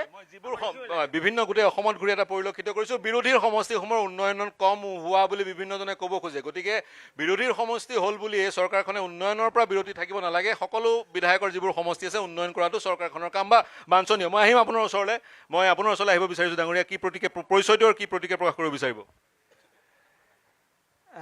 ধন্যবাদ। আচলতে মই ৰাভা জনগোষ্ঠীৰ ৰাভা সাহিত্য সভাৰ পৰা প্ৰতিনিধিত্ব কৰিছোঁ, আৰু মই আমাৰ ৰাভা সাংস্কৃতিক প্ৰকল্প আৰু গৱেষণা কেন্দ্ৰৰ মই সভাপতি হয়। তো মই আমাৰ এই যে যোৱা 40টা বছৰ 1985 চনৰ পৰা এই 2026 চনলৈকে মই মানে উত্তৰ অভয়াপুৰী সমষ্টিৰ মই ভোটাৰ। কিন্তু আমাৰ এটা দুৰ্ভাগ্য, উত্তৰ অভয়াপুৰী সমষ্টি ৰাইজৰ কাৰণে এটা দুৰ্ভাগ্যৰ কথা এইটোৱেই মই দেখা পাওঁ যে যেতিয়াই চৰকাৰ আমাৰ মানে শাসক পক্ষ যেতিয়া তাতে থাকে দিছপুৰত বা কেন্দ্ৰত, তেতিয়া আমাৰ বিৰোধী MLA আমি পাওঁ। সেইটোৱে আমাৰ দুৰ্ভাগ্য। কিন্তু এই বছৰ আমি মানে আশা কৰিছোঁ, এইবাৰ যিহেতু NDAৰ প্ৰাৰ্থী আমাৰ উত্তৰ অভয়াপুৰী সমষ্টিত পাইছোঁ, গতিকে আমি অলপমান আশা ৰেঙনি দেখিবলৈ পাইছোঁ। আৰু এই যে আমাৰ সমস্যাবিলাক, মই আপোনাৰ জৰিয়তে আমাৰ প্ৰতিনিধিসকলক এটা কথা মই অনুৰোধ কৰিব বিচাৰোঁ যে আমাৰ সমগ্ৰ বঙাইগাঁও জিলাত 38খন ৰাভা জনগোষ্ঠীৰ গাঁও আছে। তাৰ ভিতৰত আমাৰ 3টা সমষ্টি আছে। এই 3টা সমষ্টিৰ ভিতৰত সৰ্বাধিক মানে গাঁও এই অভয়াপুৰী সমষ্টিত 24খন ৰাভা গাঁও আছে। আৰু এই 24খন ৰাভা গাঁও তাৰপিছত পপুলেশ্যন কিমান? পপুলেশ্যন 12,000, সৰ্বমুঠ 12,000 আৰু ভোটাৰ 10,600 ছামথিং এনেকা। তে ইমানখিনি ভোটাৰ আছে যদিও দুৰ্ভাগ্যবশতঃ আমি মানে জনগোষ্ঠীৰ মানুহখিনি সিঁচৰিত হৈ আছোঁ, যাৰ ফলত আমি নিৰ্ণায়ক ভূমিকা ল'ব পৰা মানে শক্তিটো আমাৰ নাই। আৰু এইটোৱে সুবিধা লৈ আমাৰ জনপ্ৰতিনিধিসকলে আমাক ইমান বৰ বেছি গুৰুত্ব নিদিয়ে। তাৰ উদাহৰণস্বৰূপে আপুনি ৰাভা জনগোষ্ঠীৰ যিবিলাক গাঁও আছে আৰু ৰাভা জনগোষ্ঠীৰ গাঁওবিলাক এই পাহাৰৰ কাষে কাষে থকা ভিতৰুৱা অঞ্চলবিলাক। আপুনি বামুণগাঁৱত যাওক, বামুণগাঁৱত যেতিয়া মানে অন্য জনগোষ্ঠীৰ গাঁও এৰাৰ পিছত ৰাভা গাঁৱত সোমাওক, তাৰ পৰা ৰাস্তা নাই, জংঘল হৈ আছে এতিয়াও। আজিৰ তাৰিখতো আপুনি অতদিনে এতিয়া NDA সেই কামখিনি কৰিব বুলি কিয় ভাবিছে?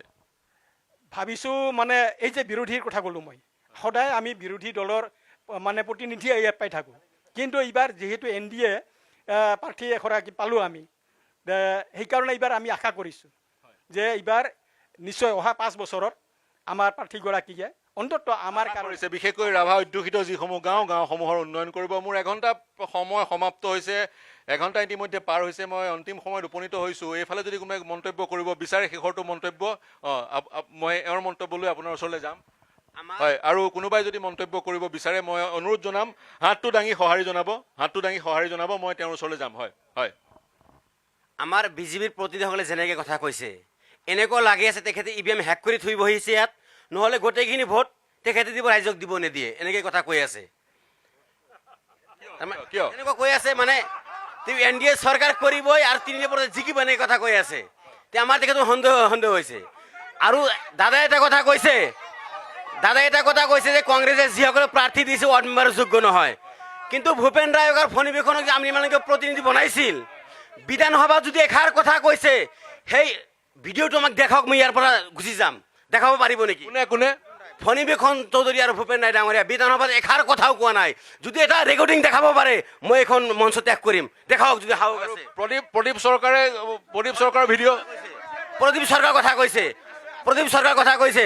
আৰু আমাৰ যিসকল কথা কৈছে, আমাৰ উত্তৰ বাইপুৰী সমষ্টিৰ যিখন বিধায়ক আছিল আব্দুল বাতেন খন্দকাৰ, তেখেত আজি 100 কিলোমিটাৰ ওপৰত পকী ৰাস্তা বনাইছে, 100ৰ ওপৰত মডেল অংগনবাদী চেণ্টাৰ বনাইছে। তেওঁ আমাৰ চাকলা হস্পিটেল মডেল হস্পিটেললৈ তেওঁ পৰিণত কৰিছে। আজি আমাৰ চিজঙা সমষ্টিত যিমান যাব আপুনি উন্নয়ন দেখা পাব। গতিকে যিসকল কথা কৈছে, আজি চৰকাৰখনে ধাৰ লৈ আজি অসমখন ডুব গৈ আছে। আজি গেছৰ চিলিণ্ডাৰ কংগ্ৰেছৰ 400 টকা আছিল, আজি 1500 2000 গেছৰ চিলিণ্ডাৰ পোৱা নাযায়। আজি মিঠাতেলৰ দাম কিমান হৈছে, আজি মূল্যবৃদ্ধি কিমান হৈছে, এই সকলো চব বিজেপিৰ প্ৰতি আছে নেকি? যদি তেখেতৰ হাতত হৈ গ'ল আপোনাৰ পইণ্টটো মই ললো। হয়, দাদা বিচাৰিছিল ক'বলৈ। হয় হয়, আচলতে তেওঁ কৈছে যে EVM হেক কৰা, EVM হেক কৰিবলৈ জনসাধাৰণে EVM হেক কৰি দি দিছে, ইতিমধ্যে জনসাধাৰণে কৰিছে এইটো, আৰু আমি হেক কৰিব নালাগে, জনসাধাৰণে ডিচিজন লৈ লৈছে, সেইটো কথা। দ্বিতীয়তে কংগ্ৰেছ প্ৰতিনিধিজনে কৈছিলে যে প্ৰফুল্ল কুমাৰ মহন্তৰ সময়ত গুপ্তঘাতক হৈছিলে অসমত। আমি কংগ্ৰেছ প্ৰতিনিধিগৰাকীয়ে ক'ব যে অসমৰ সুঠান ডেকা ল'ৰা 860 জন ডেকা ল'ৰা কংগ্ৰেছে হত্যা কৰিছে, 860 জন কংগ্ৰেছে হত্যা শুনিবলৈ ধৈৰ্য ৰাখক।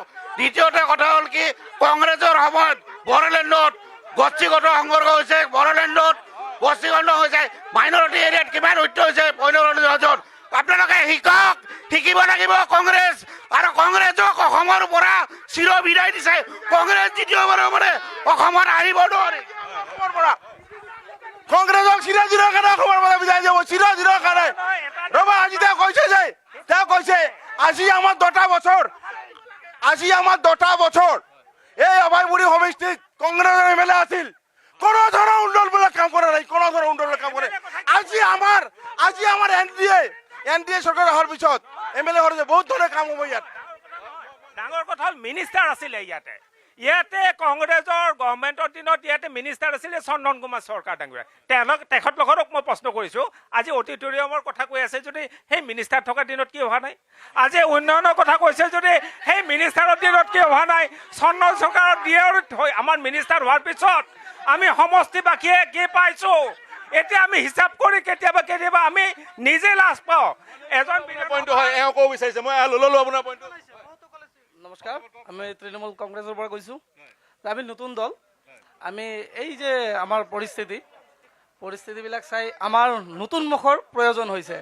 সেইটো কাৰণে আমি আমাৰ অভয়পুৰী 16 নং অভয়পুৰী সমষ্টিৰ পৰা কৌশিক ৰঞ্জন দাসক আমি এজন প্ৰাৰ্থী আছে এইফালে বাইদেউ আপুনি দাদা আছে যদি এই বাৰে বাৰে যে কৈছে যে 1971 চনৰ 25 মাৰ্চ তাৰিখত আছাম একৰ্ড AGP মানে কিয় BJPক ছাপোৰ্ট কৰিছে? ফণীভূষণ চৌধুৰীয়ে কান্দি কান্দি মিনিষ্টাৰ পদত্যাগ কৰি বঙাইগাঁও ৰেলৱে কাটিছে। আমি কাম দলৰ নামানো কিয়? হিমন্ত বিশ্ব শৰ্মাৰ ওচৰত সেৱা মানিলে, কিয় সেৱা মানিলে? আৰু ভূপেন ৰায়ৰ কথা কৈছে। ভূপেন ৰায় ডাঙৰীয়া 15টা বছৰ অভয়পুৰী উত্তৰৰ কাৰণে বিধায়ক আছিল, তেওঁ এবাৰো সমষ্টিৰ কাৰণে মাত মাতা নাই, এবাৰ ৰাস্তা ঘাটৰ সমস্যা সমাধান কৰা নাই। আকৌ তাই আহি যে অভয়পুৰীৰ কাৰণে সমস্যা সমাধান কৰিব, এতিয়া কেতিয়াও নহয়। এইবাৰ গৌৰৱ গগৈ ডাঙৰীয়া মুখ্যমন্ত্ৰী হ'ব, অসমত উন্নয়ন গৌৰৱ গগৈ ডাঙৰীয়াক ভোটদান কৰিব। মানে এটা প্ৰাসংগিক প্ৰশ্ন কৰিছে ফণীভূষণ চৌধুৰীয়ে কান্দি কাগৃহীত হোৱাৰ পিছত শ্ৰু সিক্ত নয়নেৰে তেওঁ বঙাইগাঁৱলৈ আহিছিল। তাৰপিছত কিন্তু পুনৰ এই কাক অসম গণ পৰিষদে মানিলে। এইটো প্ৰাসংগিক কোনে ক'ব? মই আহিম অসম গণ পৰিষদৰ নেতৃত্বলৈ। আপোনাৰ ওচৰলৈ আহিছোঁ, কি প্ৰতিক্ৰিয়া প্ৰকাশ কৰিব? সকলোৰে মন্তব্য শুনিলে পৰিচয়টো।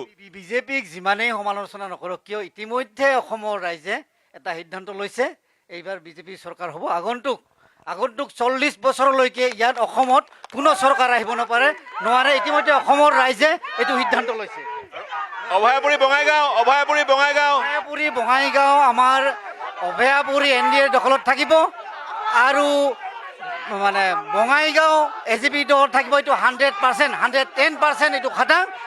ইতিমধ্যে অসমৰ ৰাইজে, বঙাইগাঁওবাসী ৰাইজে, অৰ্থাৎ বঙাইগাঁও সমষ্টি আৰু উত্তৰ অভয়াপুৰী সমষ্টি 16 নং অভয়াপুৰী সমষ্টিৰ ৰাইজে সিদ্ধান্ত লৈছে যে অভয়াপুৰী সমষ্টিত ভূপেন ৰায়ৰ কাৰণে আসন ৰেডি হৈ আছে।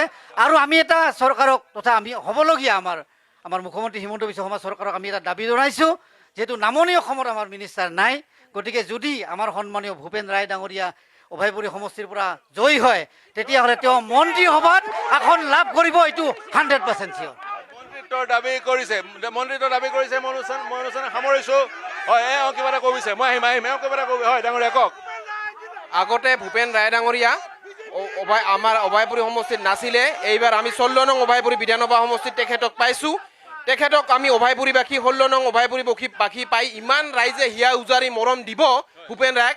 আপুনি আজি এইখন মঞ্চৰ পৰাই মই আপোনাক নেক্সট যেতিয়া আপুনি আহিব, আপুনি মনত ৰাখিব, ভূপেন ৰায়ক এনেকৈ ৰাইজে হিয়া উজাৰি মৰম দিব, আপুনি দেখা পাব। মই অসমৰ ৰাইজক ক'ব বিচাৰোঁ যে বিজেপিক কিয় ভোট দিব।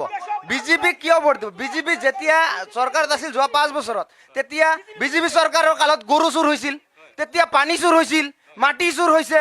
আকৌ সন্মানীয় মুখ্যমন্ত্ৰী হিমন্ত বিশ্ব শৰ্মা ডাঙৰীয়াৰ নিজৰ মুখৰ ভাষ্য, তেওঁ কৈছিল যে যদি আমি জুবিন গাৰ্গক ন্যায় দিব নোৱাৰোঁ তেনেহ'লে 1 মিনিট দাদা, ৰাজনীতি কৰা নাই। মই ৰাজনীতি কৰা নাই, কথাটোৱে কৈছোঁ। 1 মিনিট দাদা, 1 মিনিট ৰ'ব, মোৰ কথাটো শেষ কৰিব দিয়ক, কৈছিল নে নাই মুখ্যমন্ত্ৰীয়ে? কৈছিল গৌৰৱ গগৈ ডাঙৰীয়াই অসমক কথা কোৱা নাই।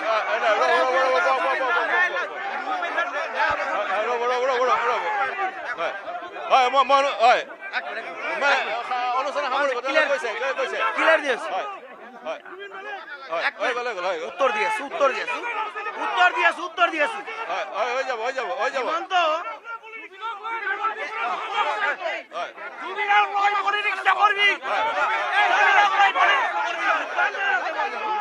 আজি জুবিন দাৰ ন্যায়ৰ কথা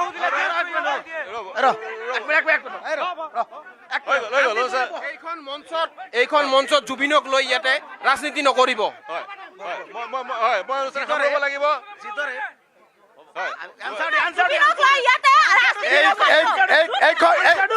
এইখন মঞ্চত জুবিনৰ কথা কৈ কোনেও ৰাজনীতি কৰিব নোৱাৰে। জুবিনৰ কথা কৈ কোনেও ৰাজনীতি কৰিব নোৱাৰে। জুবিনৰ কথা মতে কোনেও ৰাজনীতি কৰিব নোৱাৰে। জুবিনৰ কথা কোনেও কৰিব নোৱাৰে। জুবিনৰ কথা উল্লেখ কৰিব নোৱাৰে। মই কৈ আছো জুবিনৰ কথা কোনে উল্লেখ কৰিব নোৱাৰে।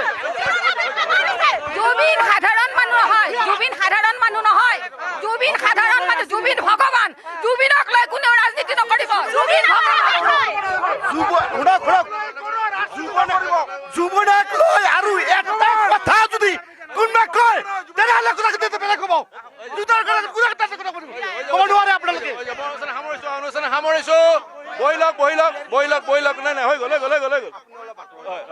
অনুষ্ঠান সামৰিছো হয় বহি যাওক হয় অনুষ্ঠান সামৰিছো এয়া আছিল বঙাইগাঁৱৰ 3টা সমষ্টিৰ ৰাইজৰ মতামত ৰাইজৰ মন্তব্য তেওঁলোকে ইতিমধ্যে জনালেই কেনে এখন চৰকাৰ তেওঁলোকে বিচাৰে কেনে এজন জনপ্ৰতিনিধি তেওঁলোকে বিচাৰে তেওঁলোকৰ সমস্যাসমূহ আমাৰ সন্মুখত দাঙি ধৰিলে লক্ষণীয় হ'ব কোনে এই সমষ্টি 3টাত সেই হাঁহি মাৰে এই চিন্তাৰ সমলে অনুষ্ঠান সামৰিছো প্ৰিয় দৰ্শক